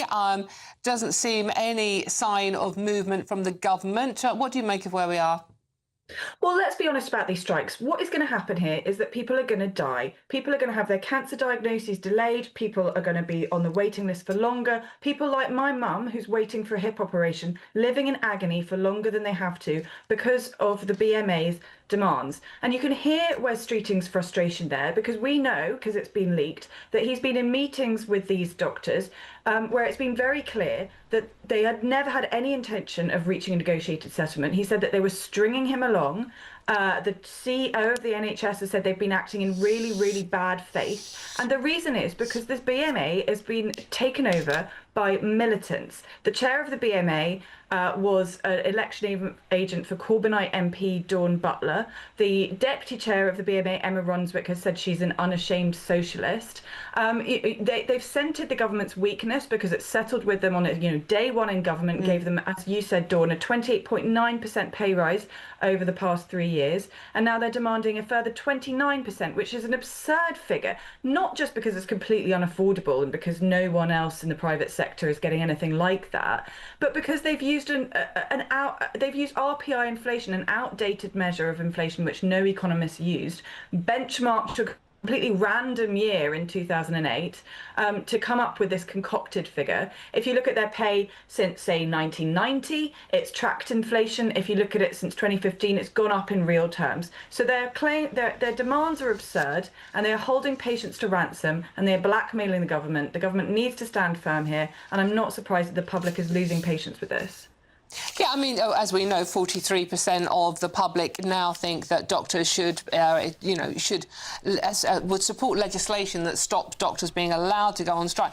But playing devil's advocate here slightly, Alice, I mean, many of our doctors are leaving to go to work in places like Australia, which offers better salaries, better living conditions, and obviously nicer weather.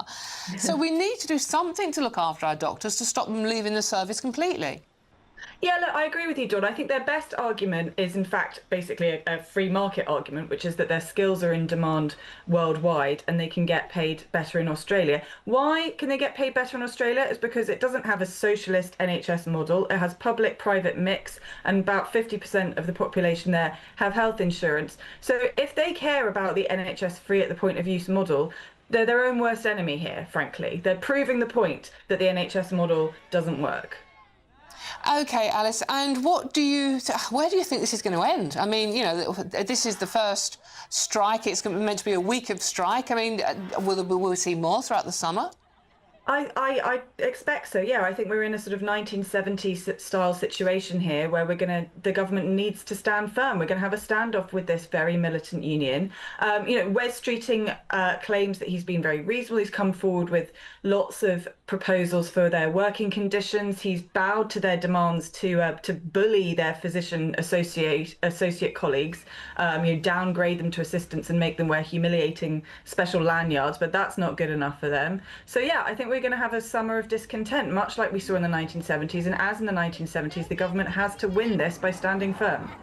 OK, yeah, and I'm old enough to remember that. Alice, thank you very much. That is Alice Denby there, who is opinion and features editor at City AM. Thank you very much. OK, well, obviously, lots of you want to get in touch about this one. Please do, gbnews.com/your say, and I will read as many out as I possibly can. I know lots of you are worried about what you're going to do, whether your operation gets cancelled, etc. Please do message, and I will read as many out as I possibly can. Now, there's lots more still to come between now and 5 o'clock, including a record number of farms that have closed following the government's inheritance tax rate. Who'd have thought it? Could this mean food shortages in Britain, and will the government U-turn on what's being described as a disastrous policy? But first, let's get the news headlines. Oh, it's Mark White. Here he is for you.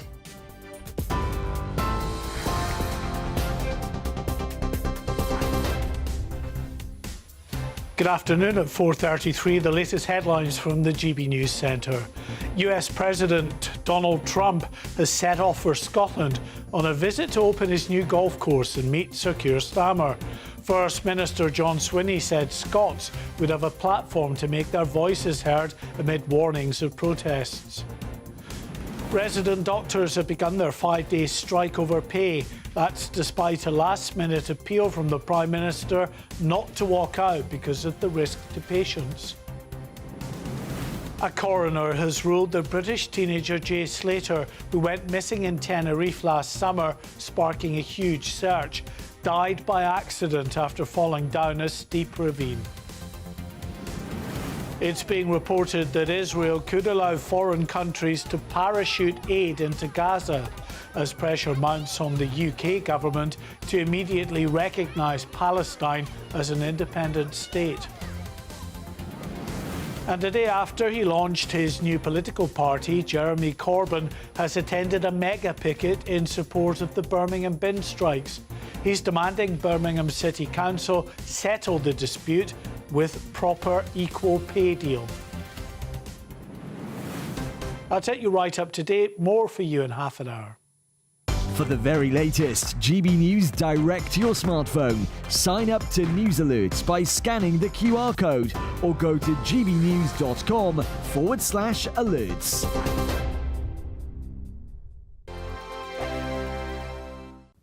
Hello again, this is your latest GB News weather update from the Met Office.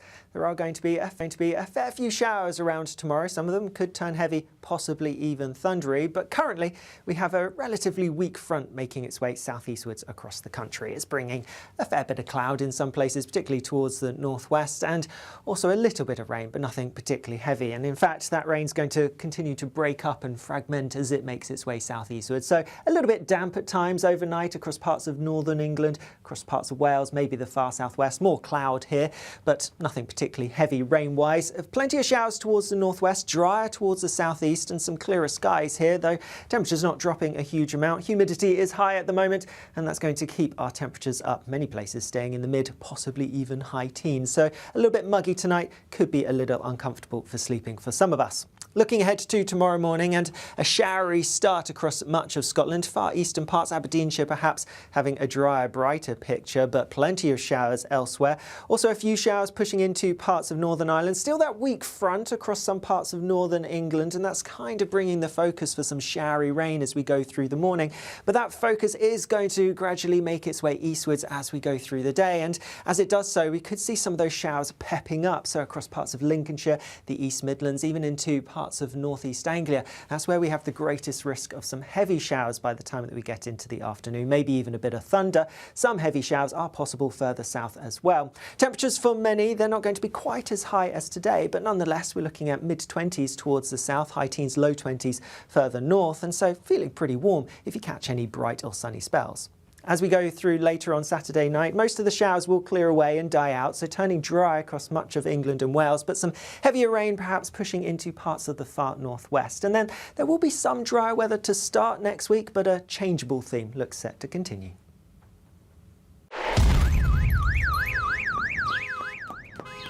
Crash Law 24 sponsors GB News Traffic and Travel Report. Good afternoon. This is the latest AI travel news from GBnews.com. Drivers on the M8 eastbound at junction 22 should be cautious due to a broken down vehicle. Full closure on the M4 eastbound between junctions 45 and 44 due to roadworks with diversions. The M5 southbound between junctions 13 and 14 has lane closures from a tyre change. Significant delays on the M56 eastbound in Halton from a road incident. A broken down vehicle on the A42 southbound at junction 13 results in a lane closure. And on the trains, Greater Anglia has no service between Marks Tay and Sudbury. Hull trains face disruptions from industrial action. For more travel news, go to gbnews.com. Crash Law 24 sponsors GB News Traffic and Travel Report. 5 hosts, 5 opinions, 5 fearless debates, 5 unfiltered takes on the day's news. 5 reasons not to be anywhere else on Saturday night. This is the Saturday 5. You got me. You got me good there. Britain's biggest Saturday night TV show. It's not a bad brand. Yeah. Uncensored. Very, very racy tonight. On the unpredictable. What did she say? Can you translate it for us? And always entertaining. And how can a country go from being led by William Wallace Saturday nights from 6 p.m. only on GB News. The People's Channel. Britain's news channel. You're going to want to stay tuned, trust me.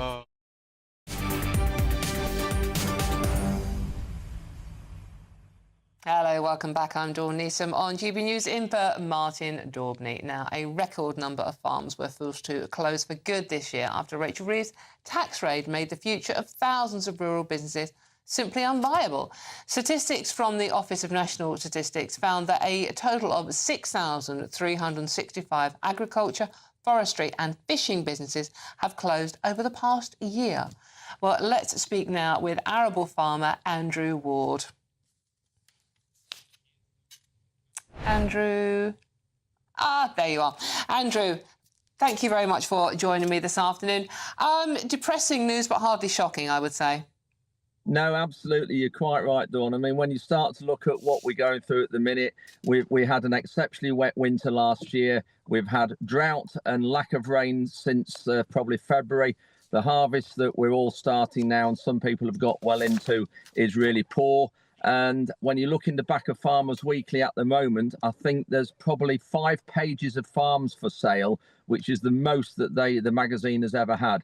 And so, as you say, it's absolutely no surprise at the moment with all the pressures we've got from the government as well. And how is it affecting you, Andrew? You know, your business? Well, we're arable. We grow the usual crops, wheat, barley, and the wheat goes to make biscuits, animal feed and bread. The barley makes whiskey and beer. And sugar beet, we're growing that as well to make British sugar. We're growing the first crop of British baked beans and in this country, which is great, which is another long story. But for us at the moment, commodity prices for wheat, barley and oats are the lowest they've been, or about the same level as they were in 2012. So how many other manufacturing industries are selling their produce for the same level they were in 2012, but with today's production costs? So you would have thought, Andrew, that given everything else going on globally, that the government would be doing everything to support farmers. You would, exactly, but the one thing that has really scuppered things as well, the trade deal that they did recently with America. We have two ethanol plants up on Humberside. One is about to close. That market is 2 million tons of wheat, and that now has been sort of taken away from us. Now, in the normal year, we produce as a country about 12 to 15 million tons of wheat. So we have sort of nearly 20% of our market for that wheat has gone. And the reason is because part of the trade deal with America was that ethanol was allowed to be brought into this country. Now, in America, ethanol is heavily subsidized, so it's a lot cheaper to produce. And of course, we had Mr. Starmer and the Labour government singing from the rooftops about this trade deal from America, how good it was for British agriculture and the country in general. And really, all they're doing is damaging the industry beyond repair. It's just catastrophic, really, ever since they came into government. Has any government in history ever done as much damage to British farming as this one? No, that they haven't. And in the past, it's been quite unusual that normally the agriculture does quite well under a Labour government. But I must admit, as you've just said, this is the most damaging government that we have ever had. Now, I will say, the last one really didn't support us as much as they could. And some of the policies and some of the things that we're now having implemented was started by the last government. And that wasn't good. I mean, the trade deal with Australia, really, for an instance, that wasn't good for me growing sugar beet, because sugar's allowed to be brought into this country. And cane sugar grown in Australia is allowed to be sprayed and treated with over 20 chemicals that I'm not allowed to use in growing sugar beet. And that's just not right. We've got labelling issues as well. You know, there's a whole load of things that's wrong with the food chain at the minute. And we have as well, I saw a report only yesterday to say food prices are rising yet again. Well, that shouldn't happen because, as I mentioned a few minutes ago, our commodity prices are the lowest level since 2012. Andrew, the way things are going with farms closing, people leaving the business, we also know farmers are taking their own lives with the pressure of what's going on at the moment. Is this going to mean a shortage of food on our shelves throughout the summer? Well, you would like to think so, but I don't think they will, because the way this government are doing, they came out only a few days ago when the financial statement was made and they were looking at this inheritance tax and putting the first plans into place. They came out and said, oh, don't worry, if we do have a shortage of food, we'll just bring it in from abroad. And yes, of course. Food security and food grown in this country. They really don't seem to care about British farmers, do they? No, they don't. But as well, we all know that we don't just provide food and grow food. We look after the environment, we look after nature, we look after wildlife. So much of what everybody sees from a train window or from a plane coming in land is looked after and cared for by the farmer. And yet they just don't seem to care and want to protect what we've got here in this beautiful countryside. Yeah. Andrew, you're all millionaires, though. We shouldn't worry about you. I know, and when you see all on social media about taxes, you get all these people saying, oh, pay your taxes like the rest of us. Well, the rest of them, as they say, aren't growing produce and selling it at 2012 level. OK, brilliant. Good to talk to you, Andrew Ward there. That's arable farmer Andrew Ward. Thank you very much for joining us. Well, let me know what you think. I mean, they really don't seem to care about farmers, do they? OK, coming up next, France has announced that it will recognise Palestine as a state, marking the first G7 country to do so. But should and could Keir Starmer do the same? But before we get to that, if you are in search of some holiday sun, and who isn't, it's holiday season, here's a forecast for some of those European hotspots for you.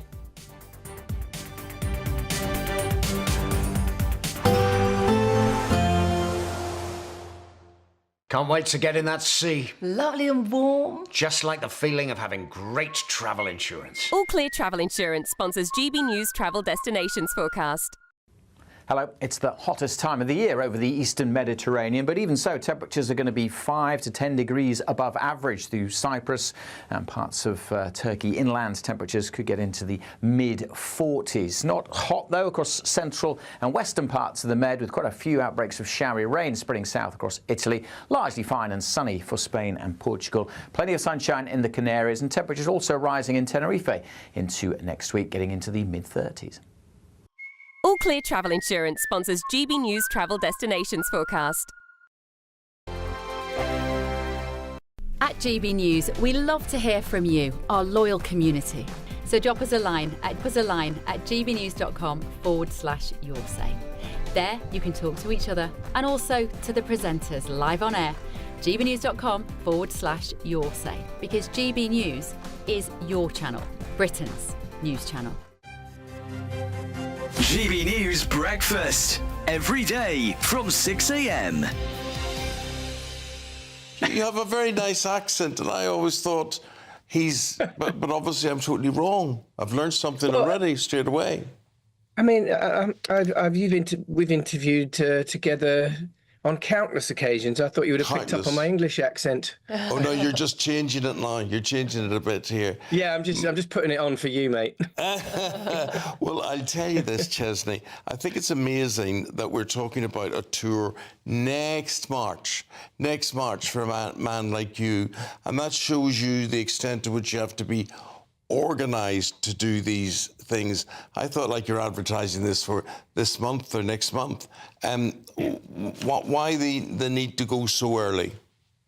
Oh no, it's just to give people plenty of advance notice. You know, these days life comes up very fast, doesn't it? So I'm always touring, Eamon. I've actually got some headline shows coming up next week. I'm in Cardiff and Southampton, but we've just announced this headline tour for next year. So I thought I'd get it out there and let people know in advance. You know. Good. And Chesney, just looking at your Instagram now, I mean, you've got a sense of humour, haven't you? Because you've been putting videos out there saying people think I'm a one-hit wonder, but let me tell you, there'll be a lot more songs than just the one that you're most famous for. Yes. Contrary to popular belief, there are other songs. So looking forward, I've got a new album out right now, Ellie, and it's all been very, very well received. I'm so honoured and grateful for that. And so, yeah, I'll be performing some of this new album out on the road soon. You guys should come. GB News, the People's Channel.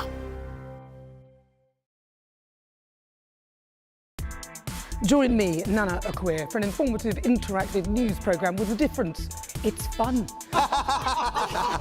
No, you didn't say that, Dave. I'm so surprised. I think there's an element of truth to that. Join me from 3 p.m. every weekend, only on GB News, Britain's news channel. In the GB Newsroom, we bring you the news as it happens. With our team of dedicated journalists across the UK, we're ready to keep you up to date with what's happening every half an hour, every single day. Bulletins here on GB News, the People's Channel, Britain's news channel.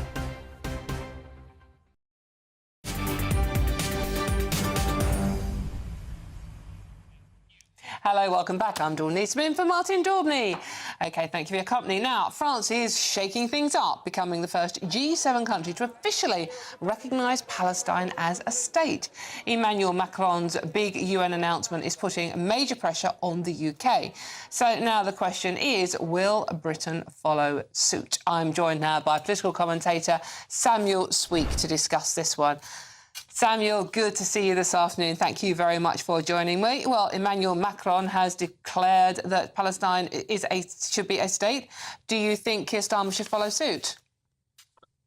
Yeah, well, thank you very much for having me, Dawn. And yes, I do. We are long overdue, and France being the first of the G7 nations to state that it will recognise a Palestinian state is a long overdue move. It puts France in step with 147 other countries around the world. Whilst I applaud on one hand Emmanuel Macron's steps that he's taken here, it's very, very long overdue, and it's right to put pressure on Starmer. And he cannot be bounced into anything by the Israeli government or Donald Trump in the US, who he seems to be taking the lead a lot from on these issues. As I said, long overdue, and hopefully will bring us a step closer to peace in Gaza and Palestine and the Middle East generally. OK, do you think it will achieve peace in Gaza? Because Israel have said that, by unilateral recognition of a Palestinian state, it in effect rewards Hamas, who are a proscribed terrorist organisation. Well, I mean, there's two things to look at there. I mean, I'll cut that off at the pass and say that it's absolutely not quote unquote rewarding terrorism in any way. It should not be at the hog of any nation to determine whether a country cannot be recognized as a state. And let's not forget, the Palestinian state has in one form or another existed for a very long time. And you can go back to 1948 when the British broke up mandatory Palestine and the event called the Nakba, or the mass displacement of Palestinians, took place and resulted in mass deaths and exodus across the Middle East. It's not rewarding terrorism. It's the right of the Palestinian people. And I think that the global leadership in the world has let down the people of Palestine over the last 2 or so years, but in particular, I mean, it goes way further back than that. But in the case of the last 2 years, they have been failed. And I think that states actually recognizing Palestinians as a recognized state and a people would be a really good step to bringing an end to the devastation that we've seen that has taken the lives of at least 60,000 people, but many more certainly lost under the rubble and displaced. Samuel, no one is saying that what we are witnessing there is a good thing. It is horrible. People are dying, children are dying.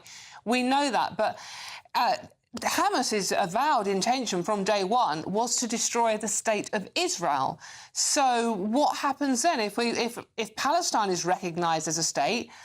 Is Israel going to be a state then? Do we have that two-state solution? Well, yeah, I mean, recognising a Palestinian state doesn't at all invalidate the state of Israel. There needs to be, of course, a diplomatic process in that case. But I mean, I'd like to point out as well that for the last 2 years in particular, but even before that, many, including Israeli prime ministers, have stated their intention to wipe Palestinians and Gaza off the map. This does go both ways, and I'm not for 1 second absolutely, of course it does, condoning the actions of Hamas on October the 7th at all. But there is a very, very long and very dark history in the whole process that must be recognized. But in no way does recognizing the state of Palestine invalidate the state of Israel. There has to be a process, and our government, as well as other G7 nations, must play their part in that. But Hamas have not gone back on their avowed intention to destroy the state of Israel. So you understand the position Israel are in, surely? Well, no, because I think that Israel, as I've said, they have active government ministers who are making what are genocidal comments. No, I'm not disagreeing that what we're seeing in Gaza is horrific. But it's not at the power of Israel to decide who does and who does not get to be a state. There's 147 countries in the world that already recognize Palestine, and none of them are doing that with the intention of wiping Israel off the map. No, Samuel, we have run out of time, unfortunately. Samuel Sweek, very much for joining us. OK, now, coming up next, Michael Ward, who had been in Blue Peter story, and a toy boy has been charged with rape and sexual assault. The Metropolitan Police have said. More on this coming up very next. But for now, let's get the weather, and we'll see you very soon. Don't go too far.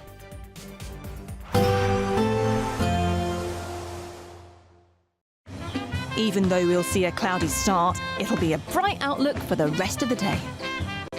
Boxed Solar, sponsors of weather on GB News. Hello again, this is your latest GB News weather update from the Met Office.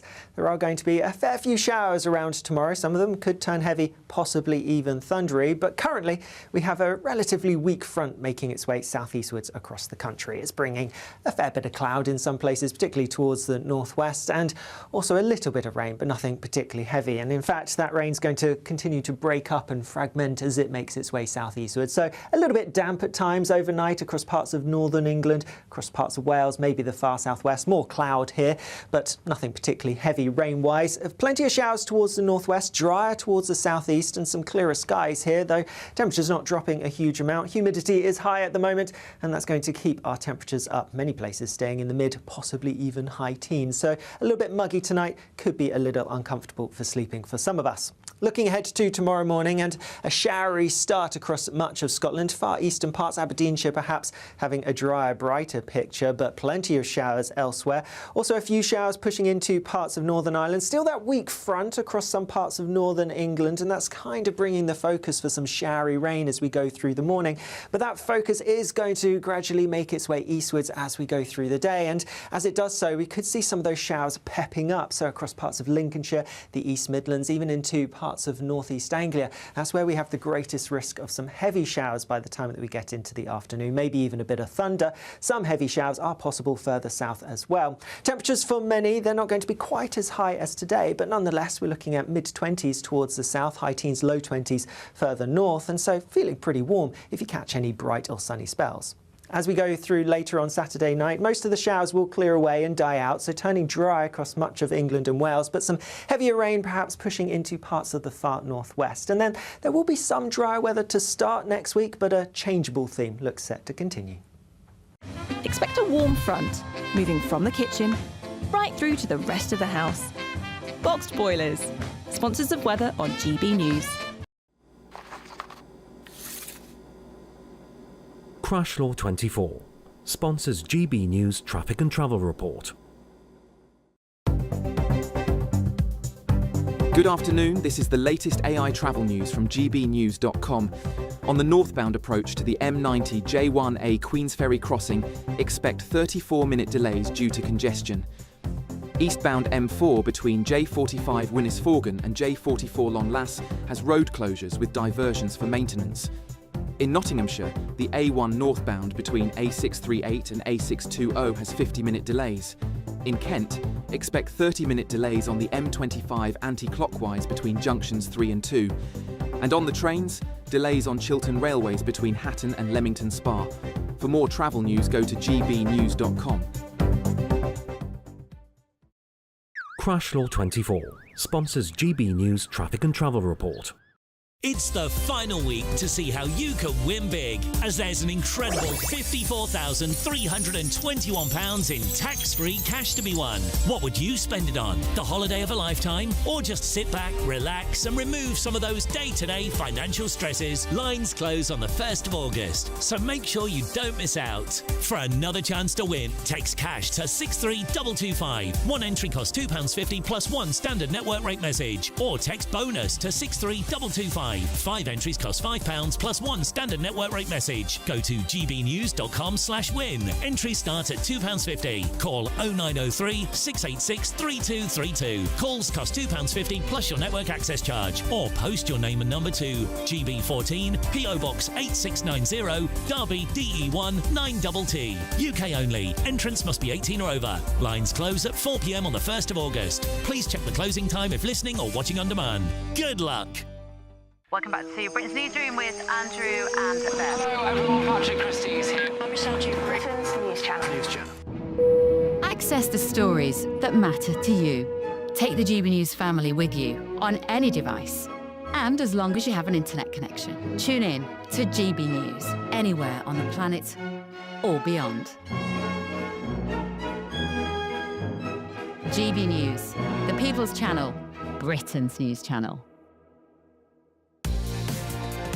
Mornings don't have to be tiresome, especially if you have the right company. Wake up to news as it happens, opinion and debate, and of course, a little bit of entertainment too. Because when the kettle's on, we're on. That's Breakfast on GB News, a show worth waking up for. Every morning from 6 a.m. Only on the People's Channel, Britain's news channel. We'll spread the news, you spread the word.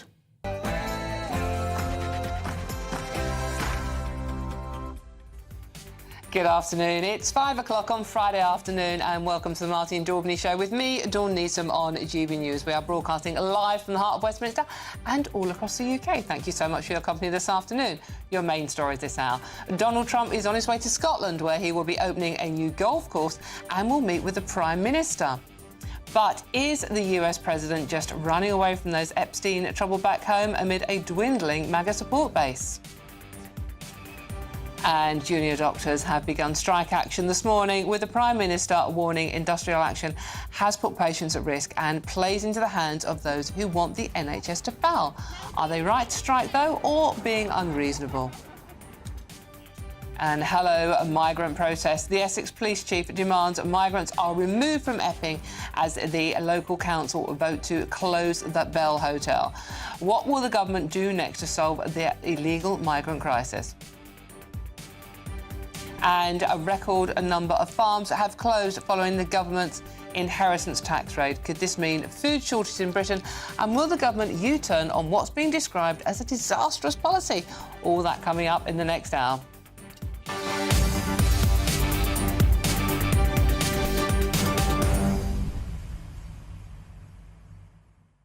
So thank you so much for your company this afternoon. I appreciate I'm not Martin Daubney, but thank you for persevering with me. He's having a well-deserved day of rest, but I am here to keep you company, and I really am enjoying your company. Now, we've had loads to talk about already, and we've got a packed final hour for you. So please do keep those messages coming in. gbnews.com/your say is the way to get in touch, whether you want to talk about Trump, the NHS strikes, even the weather. I don't care. It's a Friday afternoon. Come on, let's have a bit of a chill as well. gbnews.com/your say. Join in that conversation. But before we get to the rest of the show, we've got the news headlines with the wonderful Mark White. Here he is.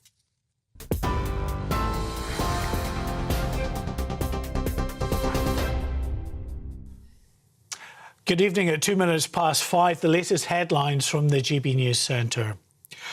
And some breaking news. The BAFTA-nominated actor Michael Ward has been charged with rape.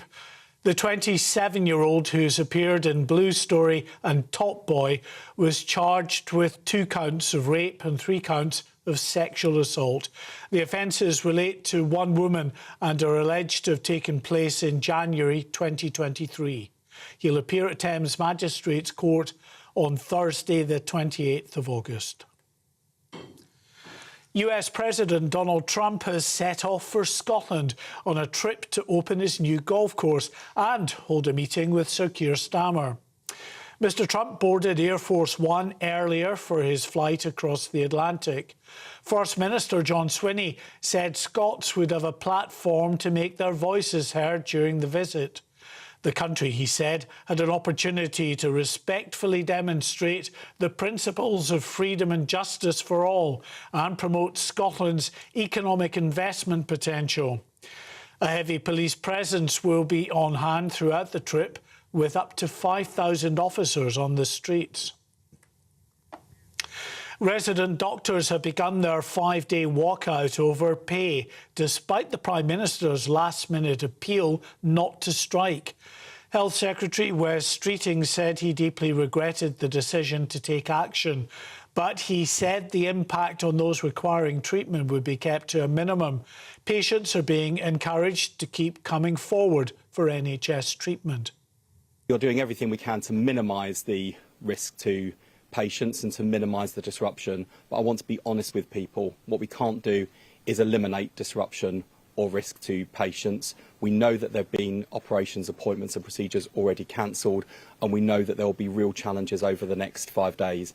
And that is why the Prime Minister and I are so angry on behalf of patients and other NHS staff who are working hard to keep the show on the road, that the BMA have taken what is reckless and unnecessary action, forgetting that they've had a 28.9% pay increase from this government, and this government was also willing to go further on improving their working conditions.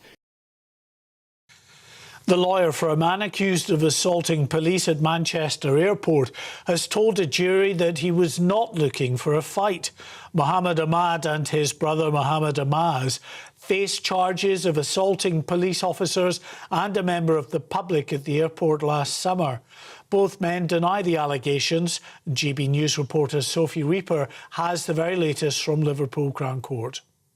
Addressing the jury at Liverpool Crown Court this morning, Ms Chloe Gardner of the defence reminded them of the character references they'd heard about her client Mohammed Ahmad, using words like generous, caring and respectful. Then moving on to the incident at the airport between the two brothers and Greater Manchester Police, she raised concerns about unlawful police practice, even going as far as to allege that the PC Marsden, who's the complainant in count 2, in her words, could have killed Mohammed Ahmad with a kick to the head and could have suffocated her client Mohammed Ahmad.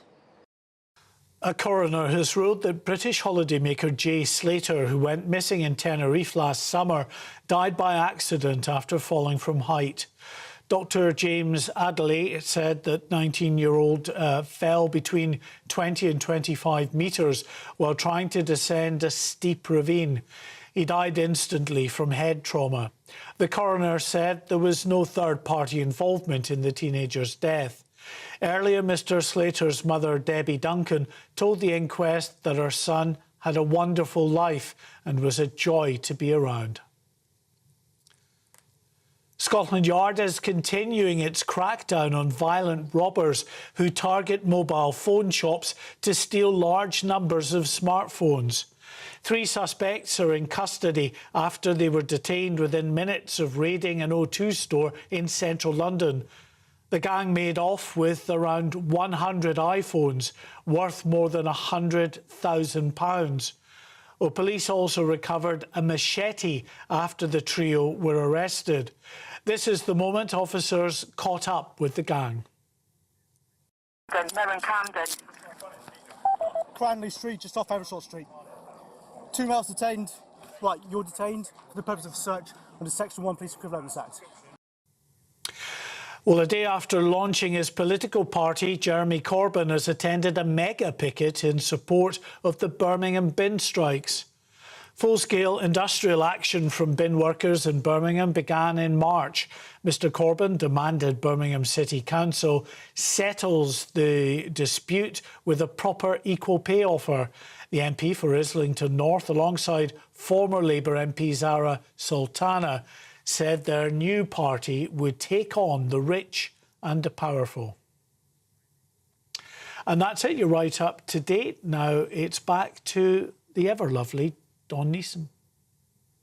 For the very latest GB News direct to your smartphone, sign up to News Alerts by scanning the QR code or go to gbnews.com/alerts.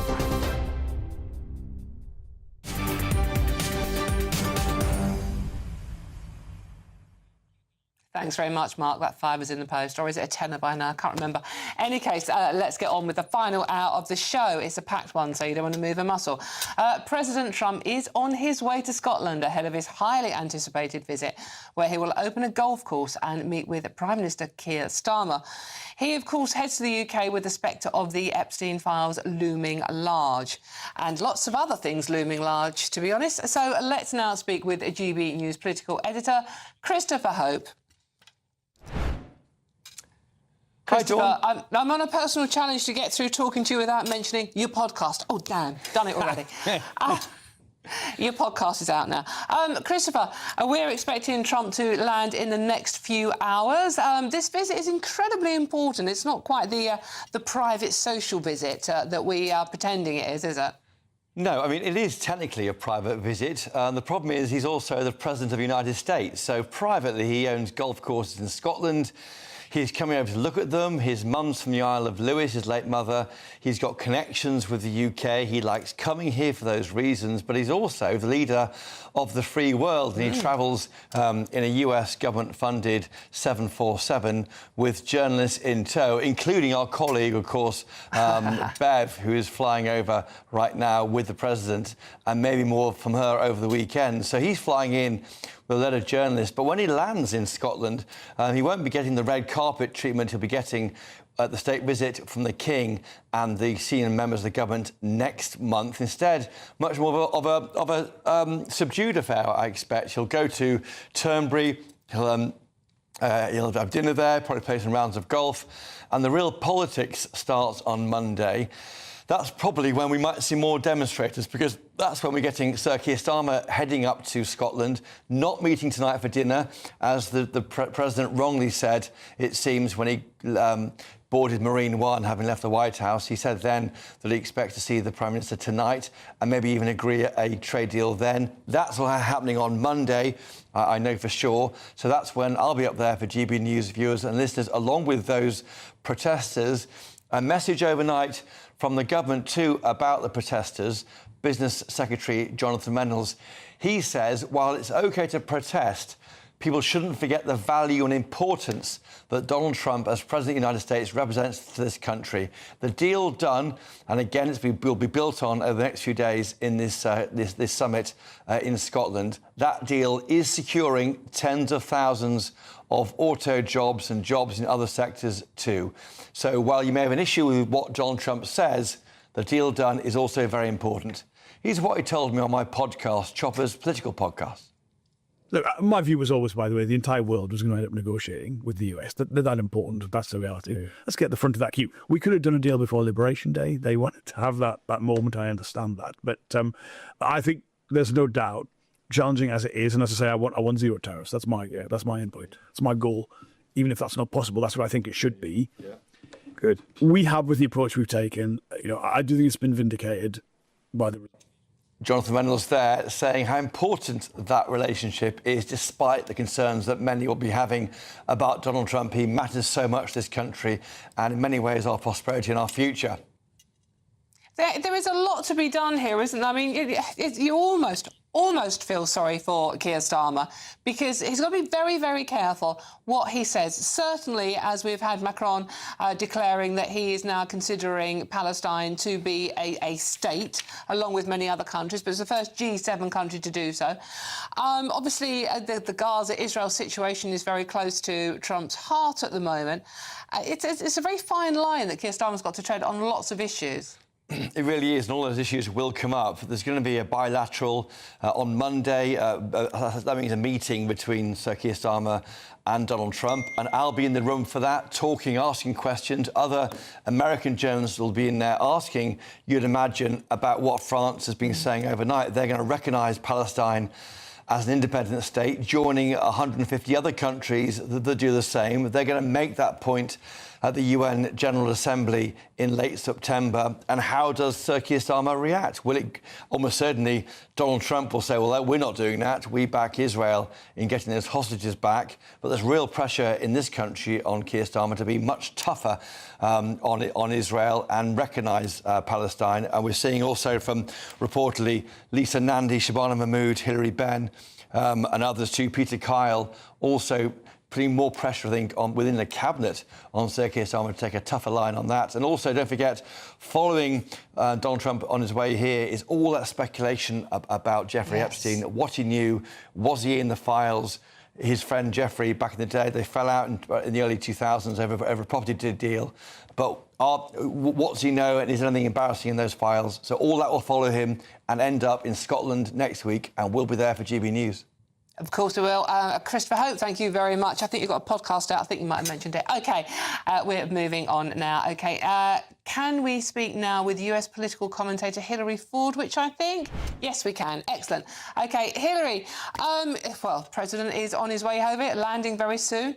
It's a huge few days. It's not just about opening a golf course, is it?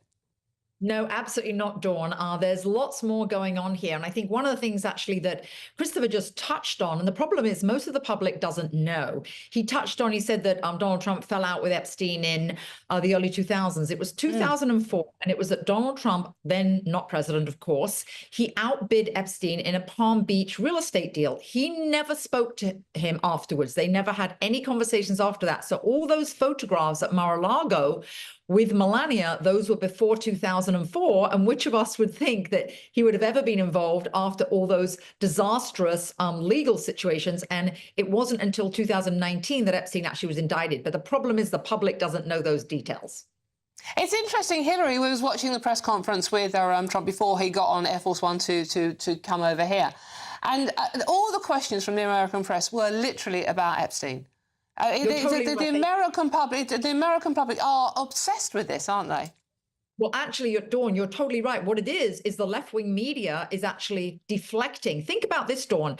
Just a couple of days ago, we had the huge deal with Japan, a phenomenal deal. In all of American history, Dawn, Japan has never opened their market to American products. Now, American cars, American trucks, American rice will be going into Japan, and $550 billion in terms of investment in the US. Do you know, exactly as you just said, so aptly, Dawn, the US left-wing media, the legacy media, only focused on Epstein from before 2004, a photograph. Exactly. And don't you think, I mean, most importantly, last but not least, don't you think if the Democrats really had any concrete dirt on Trump, they would have released it before the election? It does make you wonder, and there are so many other aspects that are playing out at the moment. Migration is an area we have a problem with here at the moment, Hillary, obviously. We have got our own protests outside migrant hotels. If, as predicted, there are riots coming up over the summer, and if, heaven forbid, that any happen this weekend when Trump's over here, that's going to be really embarrassing for Keir Starmer, isn't it? Well, it is. Obviously, I heard about what happened in Epping in Essex, and now the council there obviously is voting down that closing that hotel. Oh, good for the public. Well done, those mothers that stood outside there with their placards, their homemade placards, so they weren't organised, they were actual real mothers. But now to your question, yes, and one of the things Keir Starmer should get down on his hands and knees and kiss the feet, basically, of Donald Trump, because as he was getting onto Air Force One, you heard him say that he really gets along well with Keir Starmer and that Keir Starmer, in quotes, is doing a great job. Well, I think that's obviously President Trump being very magnanimous, because I don't know what he thinks he's doing a great job on. Not the millionaires leaving every 45 minutes from the UK, certainly not the farms closing, certainly not the migrant hotels. So I think Donald Trump obviously is going to try and pave the way to get some much more out of the UK, and to hopefully get the UK to come along like we have in the US, where we had not one, I repeat that, not one illegal cross the southern border last month. It will be an interesting few days, won't it? Hillary, thank you very much. That's US political commentator Hillary Ford-Witchforth. Interesting times ahead, not least because all of this is going to be sorted out on a golf course when our Prime Minister is hopeless at golf. OK, the other big story this week, and lots of you are worried about this one, as am I personally, resident doctors are walking out again. But this time the government says they will feel the pain. That's the doctors, not the patients. Up to 50,000 resident doctors are launching a 5-day strike. They start this morning, demanding a 29% pay rise, despite them already having received a 28.9% pay boost in the past 3 years. Earlier, one of the junior doctors striking spoke to GBNews' Anna Riley on the picket line. So, I mean, we've had a consistent message. We're always asking for exactly the same thing, and that is to have our pay restored to 2008 levels. That amounts to giving fully qualified doctors £23 an hour. I can only apologise to any patients who've had appointments cancelled or delayed as a result of our strikes, but in the long term, we're hoping that by taking our action, we'll be able to retain enough doctors in this country to maintain the service for many years to come. We really wish it hadn't come to this. I'd much rather be inside that hospital building now than stood outside it. But realistically, it's £23 an hour. Let's call these strikes off for £23 an hour. OK, they'd much rather be at work. OK. Well, let's speak now with former Medical Director and Chief Medical Officer at Bupa, Dr Andrew Vallance-Owen. Dr Andrew, thank you so much for joining us this afternoon. Firstly, do you think the doctors should be on strike? No. I don't think so. They have had, as has just been said, they've had a good pay rise. I think it's very selfish, actually. It's selfish because of the effect it's having on patients. I mean, the Hippocratic Oath says, first, do no harm. That's what professionals are meant to be doing. And secondly, it's unfair on other staff. If they get more money, other staff who often get much less than them in the NHS will end up not getting a pay rise at all, because it will have gone to the junior doctors. It's so selfish, I think, this action, and I just feel it's arrogant, and they're being led by these militants at the BMA. And I think the crucial thing, as the Prime Minister said this morning, is to encourage doctors not to join the strike and to say, look, just remember what you said you wanted to do when you came into medicine, and stick it in the hospitals for the moment. And we know that the last round of strikes, according to coroners, 5 people lost their lives, 6,500 cancer operations were cancelled, heart surgery dropped by almost 10%. The list goes on of the havoc that these strikes cause to ordinary people, ordinary families watching and listening to us now. 43% of people in this country think that it should be illegal for doctors to go on strike. Do you agree with that? No, I've been on here before, and I said I don't feel that it should be illegal to strike, but I think it's the rules about going on strike for this type of sort of service, like emergency services and things like that, should be much tougher. It's too easy for a trade union like the BMA to pull in people. They've brought in doctors who aren't members to join the strike by letting them in free, and there's all sorts of things that are being done. And I think they should have to be required to have a much higher percentage of doctors who are prepared to go on strike out of all the junior doctors before they're legally able to do so. Andrew, where is this going to end? I mean, if the government does cave in, which they have insisted they're not going to the demands, it could cost £31 billion. That's 1/5 of the entire NHS budget. Yeah, I mean, where is it going to end? I think one of the things that they have said, though, is that doctors, they're going to find a way, because a lot of these they're junior doctors, they're not resident doctors. I was a resident doctor, but they're junior doctors, they're not senior doctors either. But, a lot of the argument is, I forget what the question was now, but... what was your question? It's basically, if the government caves in, which it says it isn't going to resident doctors' demands, it could cost £31 billion, which is 1/5 of the entire NHS budget. It certainly could. And the thing that they are able to do, although they're on strike, is go and do locum work. And so what happens is that they go on strike outside the hospital, and then at the end of the day, they go and do highly paid locum jobs back in the hospital again to keep their earnings up. And I do think that should be stopped. Why should they be able to do that when they're actually not performing what they should be doing professionally during their normal working hours?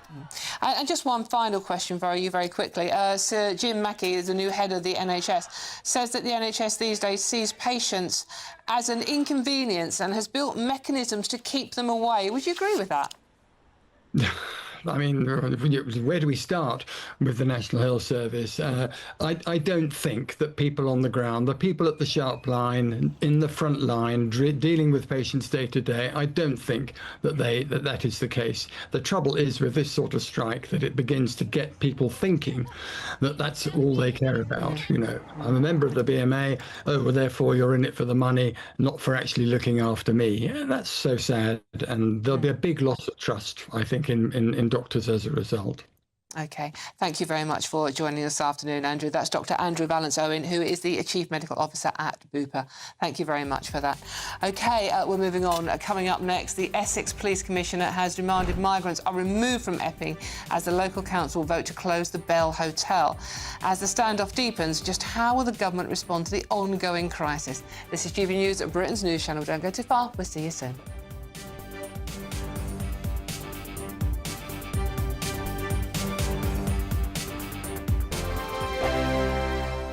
Britain was once the envy of the world. But look around. A nation that no longer knows what it is or where it's going. A country that's broken. How do we fix Britain? How do we bring it back? Friday night with Matt Goodwin at 8 p.m. only on GB News. You've read the headlines, you've heard what those in power have to say. How about now we actually get to the truth? They would pay attention. We go beyond the political theatre and tell you what's really going on behind the scenes. For a massive council tax hike, one of the biggest in the UK. Others follow their lines, but we go off script. You sound like a broken record. You say that week after week. Cutting through the narratives and giving you unique perspectives. That's Ben Leo tonight, Saturdays and Sundays from 9 p.m. on GB News, Britain's news channel. Join me, Nana Akwe, for an informative, interactive news programme with a difference. It's fun. No, he didn't say that, Dave. I'm so surprised. I think there's an element of truth to that. Join me from 3 p.m. every weekend, only on GB News, Britain's news channel. Good Afternoon Britain isn't just about us. The wonderful thing about this programme is it's about everyone watching. It's an interactive programme. Well, there absolutely is something to see here, and we're going to be talking about it more. Whether it's breaking royal news, please bring us up to date, or indeed a particularly punchy speech in the House of Commons. Very, very curious. We bring it to you live, and then we bring you live reaction as well. That's Good Afternoon Britain, weekdays from midday. Only on GB News, the People's Channel, Britain's news channel. In the GB Newsroom, we bring you the news as it happens. With our team of dedicated journalists across the UK. We're ready to keep you up to date with what's happening every half an hour, every single day. Bulletins here on GB News, the People's Channel, Britain's news channel. Mornings don't have to be tiresome, especially if you have the right company. Wake up to news as it happens, opinion and debate, and of course, a little bit of entertainment too. Because when the kettle's on, we're on. That's Breakfast on GB News, a show worth waking up for. Every morning from 6 a.m. Only on the People's Channel, Britain's news channel. We'll spread the news, you spread the word. Exciting news. Every Friday, my Patrick Christie's Tonight Show is going to have a twist to it. We're welcoming some special guests. You. That's right, on Fridays I'm going to be doing my show in front of a live studio audience because this show is about you and what you have to say. It's going to be the same big debates, same big topics, same big opinions. But every Friday night at 9 p.m, you are invited to come on down to Patrick Christie's Tonight to be a part of the action. Only on GB News, the People's Channel, Britain's news channel.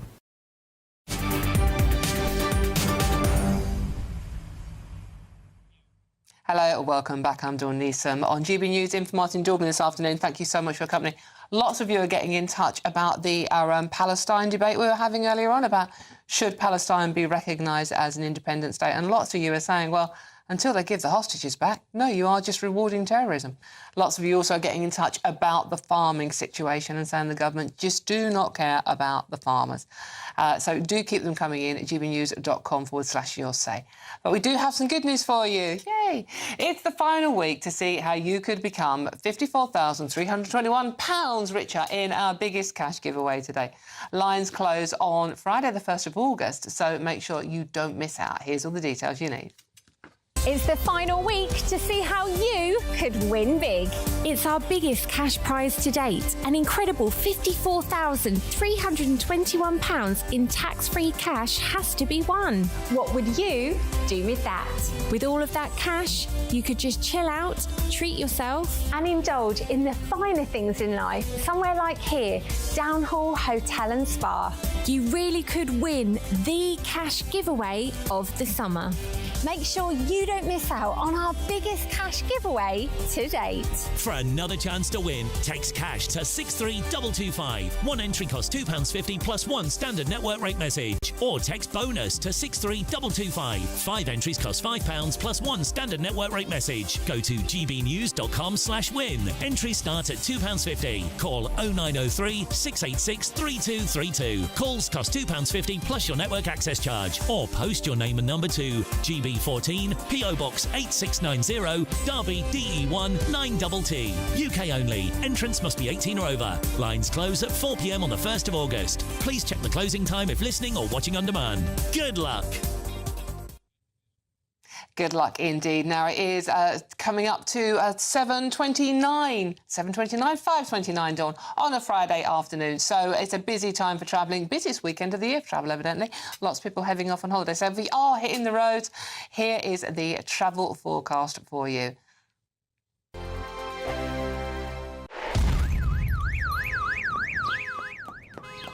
Crash Law 24. Spot 4. Sponsors GB News Traffic and Travel Report. Good afternoon. This is the latest AI travel news from GBNews.com. On the M8 eastbound at junction 6A, a broken down vehicle is causing restrictions. Caution is advised. The M4 eastbound between junction 45 Winnisforgan and junction 44 Lonlas is closed for maintenance, with diversions in place. In Halton, a collision on the M56 eastbound between junction 14 and 12 has closed 3 lanes, causing delays. In Swindon, congestion on the A419 northbound results in a 20-minute delay. In Greater London, a collision on the M25 anti-clockwise between junction 15 and 14 causes substantial delays. For more travel news, go to gbnews.com. Crash Law 24 sponsors GB News Traffic and Travel Report.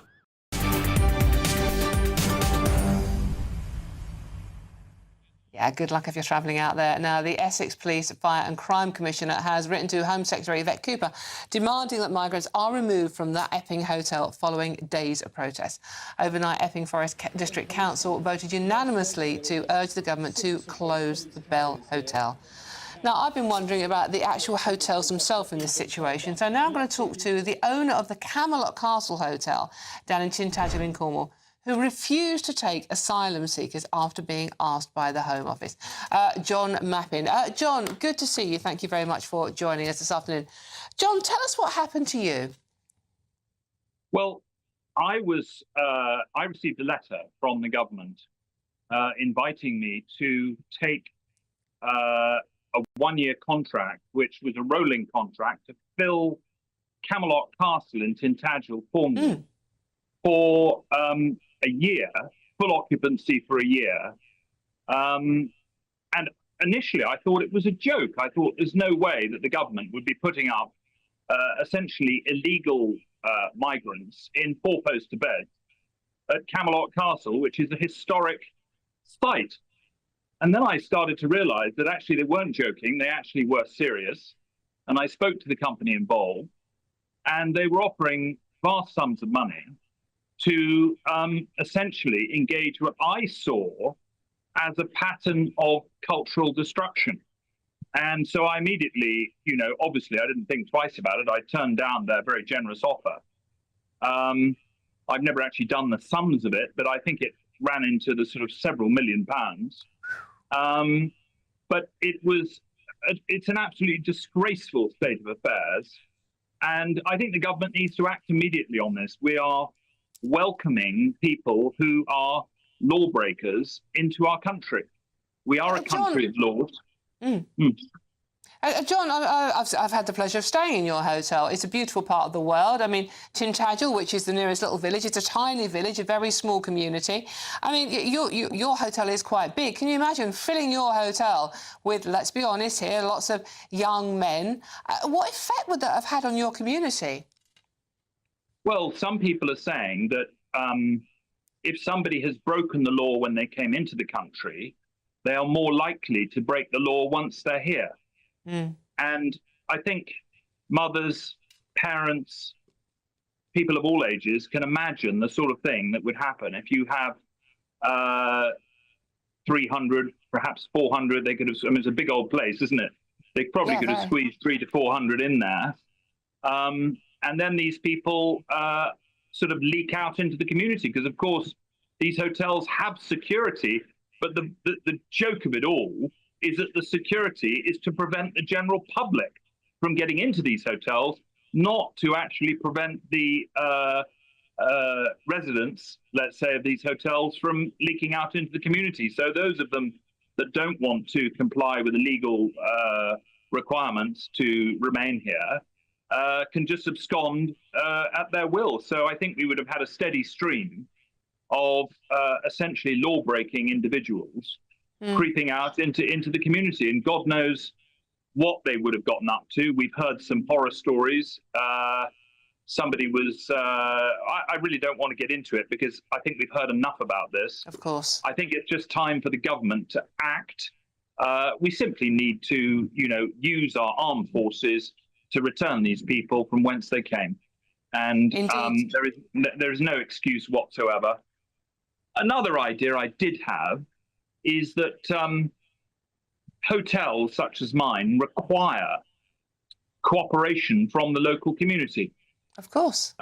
In terms of their suppliers, in terms of the resources that they use to function on a daily basis.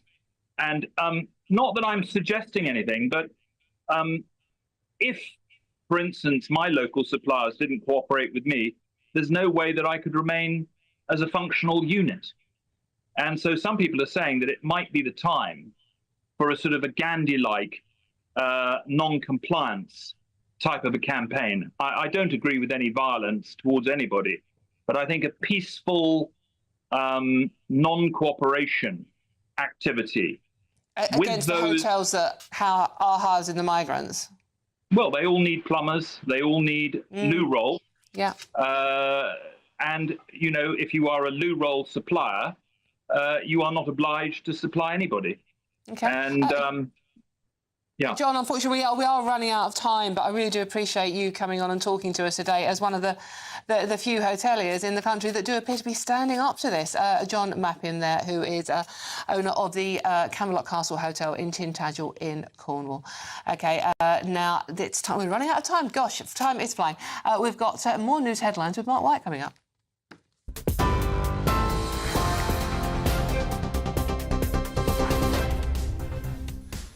Good evening at 5:35, the latest headlines from the GB News Centre.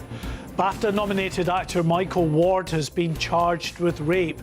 The 27-year-old, who's appeared in the films Blue Story and Top Boy, was charged with 2 counts of rape and 3 counts of sexual assault. US President Donald Trump has set off for Scotland on a visit to open his new golf course and meet Sir Keir Starmer. First Minister John Swinney said Scots would have a platform to make their voices heard amid warnings of protests. Resident doctors have begun their 5-day strike over pay. That's despite a last-minute appeal from the Prime Minister not to walk out because of the risk to patients. A coroner has ruled that British teenager Jay Slater, who went missing in Tenerife last summer, sparking a huge search, died by accident after falling down a steep ravine. It's being reported that Israel could allow foreign countries to parachute aid into Gaza after pressure mounted on the UK government to immediately recognise Palestine as an independent state. And those are your headlines, including a little look at our empty set. That's it for now. We'll be back in half an hour. For the very latest GB News direct to your smartphone, sign up to News Alerts by scanning the QR code or go to gbnews.com/alerts.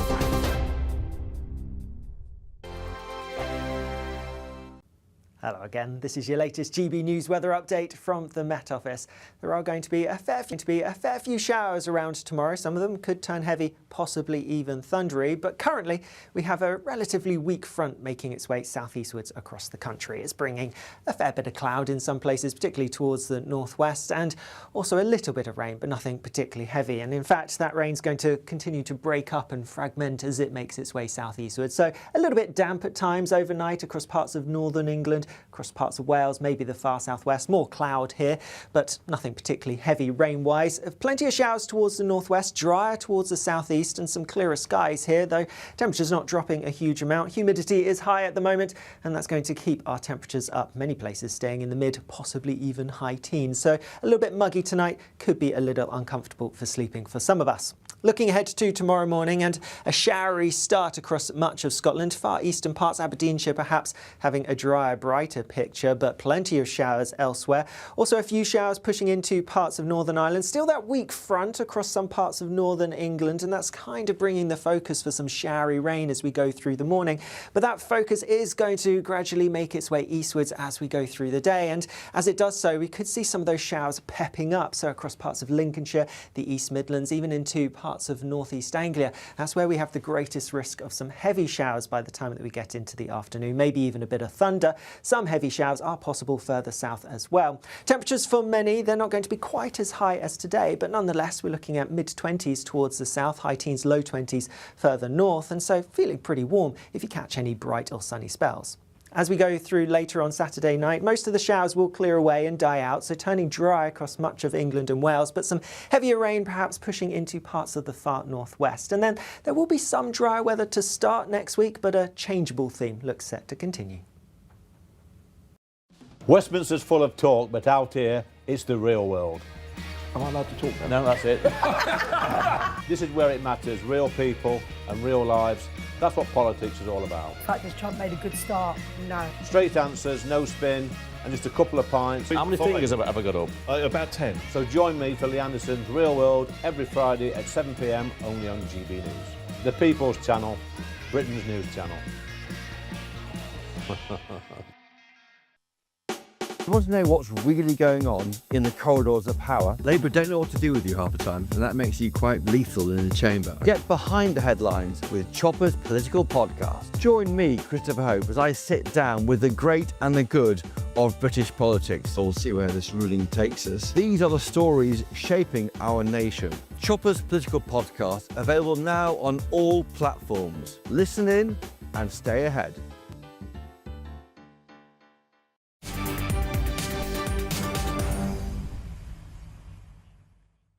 Hello and welcome back.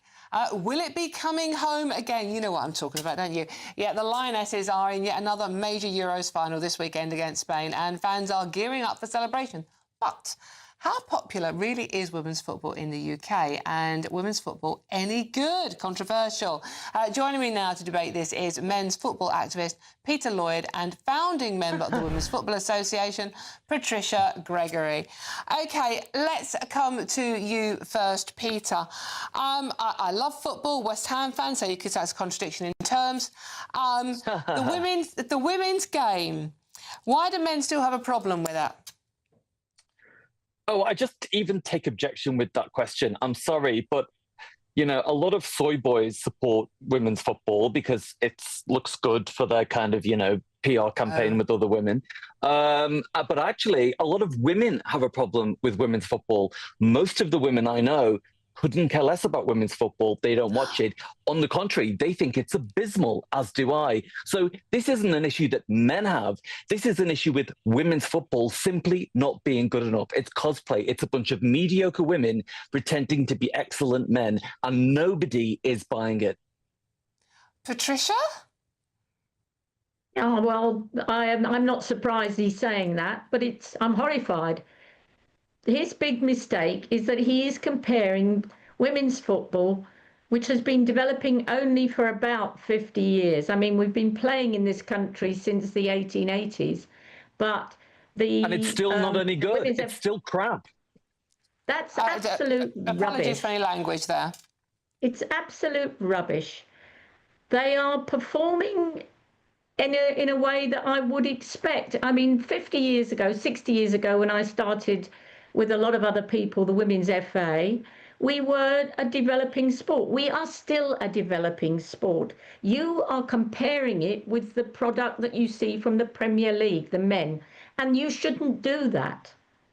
Do you compare, I imagine you compare women's tennis at Wimbledon with the men's tennis that you see. Well, you shouldn't do that. It should stand on its own 2 feet, and it is improving all the time, and there's no reason why it shouldn't get even more popular. Peter, let's come back to you. I mean, the women have won things at least.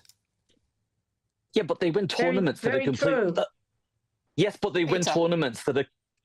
Yes, but they win tournaments that are almost completely devoid of talent. So whatever they win is meaningless. Look, I'm not even comparing women's football to men's football. I mean, that would be a humiliation for the Lionesses. Let's look at 2 really solid metrics to view how good women's football is. Profitability. Women's football it doesn't even break even, despite the fact it's rammed down our throats at every opportunity. In fact, men's football has to subsidise women's football because it can't bring in the cash. If it was so good, it would be able to stand on its own 2 feet. And secondly, if you judge it by performance, the football that we've seen in this UEFA tournament has been atrocious. The Swedish women's team, before this tournament started, they were defeated by a boys under 15 team, 7-1. And when the Lionesses went to penalties with the Swedish women's team. It was laughable. There were 14 penalties. 9 of them were missed. It was absolutely appalling football. I am sorry. I wish them all the best. I hope they have a great time. You know, it would be nice if they win, but please stop this kind of Soviet-style propaganda, which tells us that we've got to believe women's football is good. It isn't. They make the beautiful game ugly. Patricia, I mean, by the way, it was the Swiss team that were beaten by a boys' team, not the Swedish team. Patricia, would you like to respond to that? The beautiful game is made ugly by women. Well, it's just nonsense. The women's football, as I've said, should stand on its own 2 feet, which it is doing. And as you rightly pointed out, we brought a trophy home to Britain, to England, before the men did. And I'm very hopeful that we will do it again on Sunday. I mean, look, I wish them all the best, but can I just pull you up on that? You've just said women's football is standing on its own 2 feet. It's not. Male footballers are having to subsidise women players because it doesn't bring in the revenue. If it was so good, why isn't it profitable? Why aren't people going and flooding out the stadiums? I haven't got the figures to challenge you on that. All I know is that it is being developed by the Football Association. You're the representative of women's football. Okay. Unfortunately, we have run out of time, but I'm just going to say, come on, England. Thank you very much. That's Peter Lloyd, founding member of Women's Football Association. Patricia Gregory, thank you very much for joining. Well, that got a bit spicy, didn't it? What do you reckon? gbnews.com/your-say. Now, if you are in search of some holiday sun, here's a forecast for those top European destinations.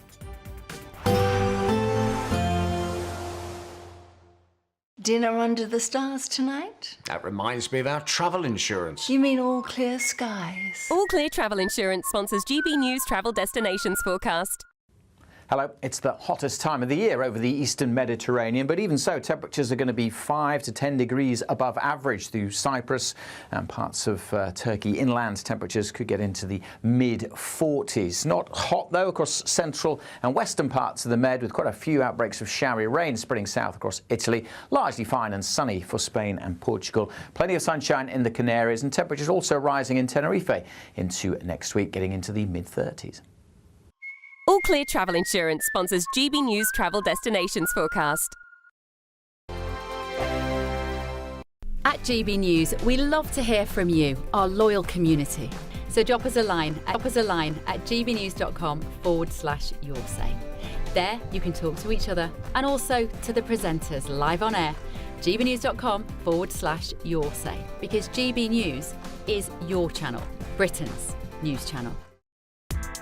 Join me, Nana Akweer, for an informative, interactive news programme with a difference. It's fun. No, he didn't say that, Dave. I'm so surprised. I think there's an element of truth to that. Join me from 3 p.m. every weekend, only on GB News, Britain's news channel.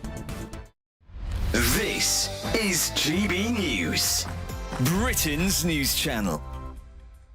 On this day, 4 years ago, GB News was born, launching our first live broadcast on June 13th, 2021. Let's take a look back at some of our earlier memories. If you've just switched on, a very warm welcome to you. I am Alistair Stewart, and until 3 p.m. this afternoon, I'll be keeping you company, along with friends and, I hope, friendly guests. I hope you'd agree that we've had a strong hour of debate and discussion so far, but there's lots more still to come. GB News is all about you, our viewers. Any burning questions or stories that you think we need to cover, no matter how big or small, we really do want to hear from you. Well, we can now speak with former GB News presenter Alistair Stewart. Alistair, thank you so much for joining me. Thinking back to 4 years ago, what did you think the channel's prospects were? Did you think it would be a success? I did. Thank you so much for having me on, and a very happy birthday to you, one of the many brilliant faces, as we call it in the trade, presenting programmes, but also to the absolutely wonderful team of technicians that you've got behind you, making sure that this all gets on air very smoothly. And we've not only hung on in there, but we've now got GB News Radio as well. Online, we're huge. We get quite good numbers on viewing, very, very good numbers on listening, well ahead some of the other competitors. I do remember when Murdoch launched Talk, there were quite a few people in the newsroom who were nervous, not because they were so good, but because Murdoch had so much more money than we did. We've seen them off. They're virtually dead in the water now, and we are thriving, celebrating 4 years of triumphal and brilliant journalism. GB News, the People's Channel.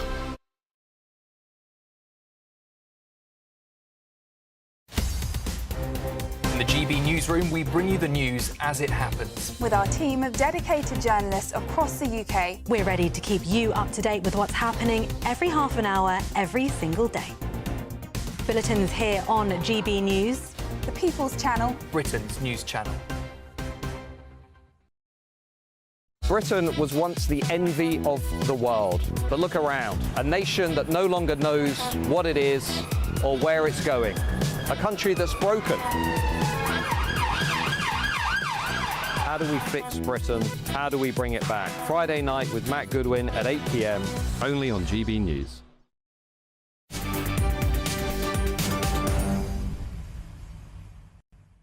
Hello and welcome back. I'm Dawn Neeson for Martin Daubney.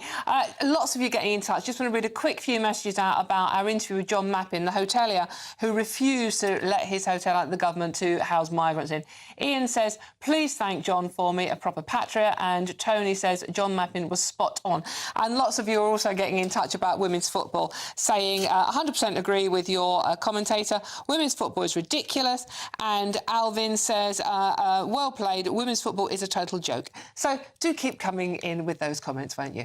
Now, Sacha Baron Cohen, a.k.a. Borat, a.k.a. Very Nice, I'm not doing the accent, I can't, has revealed his brand new post-divorce bod. And let's just say it's less Kazakhstan goat farmer and more Hollywood thirst trap. There you go. You can see it on your screens now. And if you are listening on the radio, he looks well fit, OK? But it raises a serious question, and I'm doing this debate in honour of Martin Daubney, who I'm covering for today. Do women really go wild for the ruggy charm of the dad bod, or are they swiping right on the chiseled I eat Cal for breakfast God bod? Let's speak now with comedian John Martin to get to... I'm talking to a man to tell me what women prefer in a man. This makes sense. John, good to talk to you. OK, I think we can all agree that Sacha Baron Cohen does look pretty damn hot. He's on the front page of a Men's Fitness magazine this month. So, God bod or dad bod? I mean, look at that. You go from that and then you look at me. Now, come on. I've got a... Thanks very much. I've got a dad bod and jokes to match, I have. You know, I mean, my wife isn't talking to me anyway. Some years ago, I promised my wife I would love her 24/7. And God, what was the date yesterday? And I forgot. But no, I need that. I mean, this is the ultimate dad bod I've got. I mean, I am overweight. I checked in for a flight the other week and I put my suitcase on this machine, right? And this woman in uniform came running over. She went, you're overweight. I said, you're no oil painting yourself. Oh, right. John. I mean, she said it about me. She says it about me. I mean, I am very overweight. I know that. I mean, I don't actually mind talking about mine. Mine's a medical condition. I've had what they call an overactive knife and fork. But, I mean, look at the size of me. I fancy asking me what women want. Well, I mean, the thing is, John, I'm sure it's not all about what you look like. It's about your personality. You obviously have a personality. Oh, You've got wit and humour. It's all about you can I mean, can we say this? You can laugh women into bed, surely. You're just trying to make me feel better. I'm trying to get I'm going to try and get a body like he's got, my God. I mean, I've joined Weight Watchers, one of these Weight Watcher programs. I actually joined on the internet. And do you know what the first question they asked me was? Will you accept cookies? Oh, God. You've been preparing these all afternoon, John. But I'm sure your wife prefers you nice and cuddly rather than. I mean, that looks very oily and well. You think? Sinewy. How come Martin Daubney's not on when we've got a picture like that? I reckon he looks a bit like that. Yeah, I'm more like the Ali G character in the Mankini, I am. Oh, I don't know. Thank you very much for implanting that image of Martin Daubney in a green mankini. That's not something I need in my head. I am trying. I am trying to lose weight. John, you are very trying. I will agree with you. John, unfortunately, we have run out of time. That's comedian John Martin there on the dad bod versus the god bod. That's all from me today. So sorry, I've got to go. Thank you so much for your company, but don't go too far, because up next is Jubes & Co., the fiercest debate in town, and plus they have more on our Donald Trump landing in Scotland. Thanks for your company. Have a lovely evening, and I'll see you soon. Take care.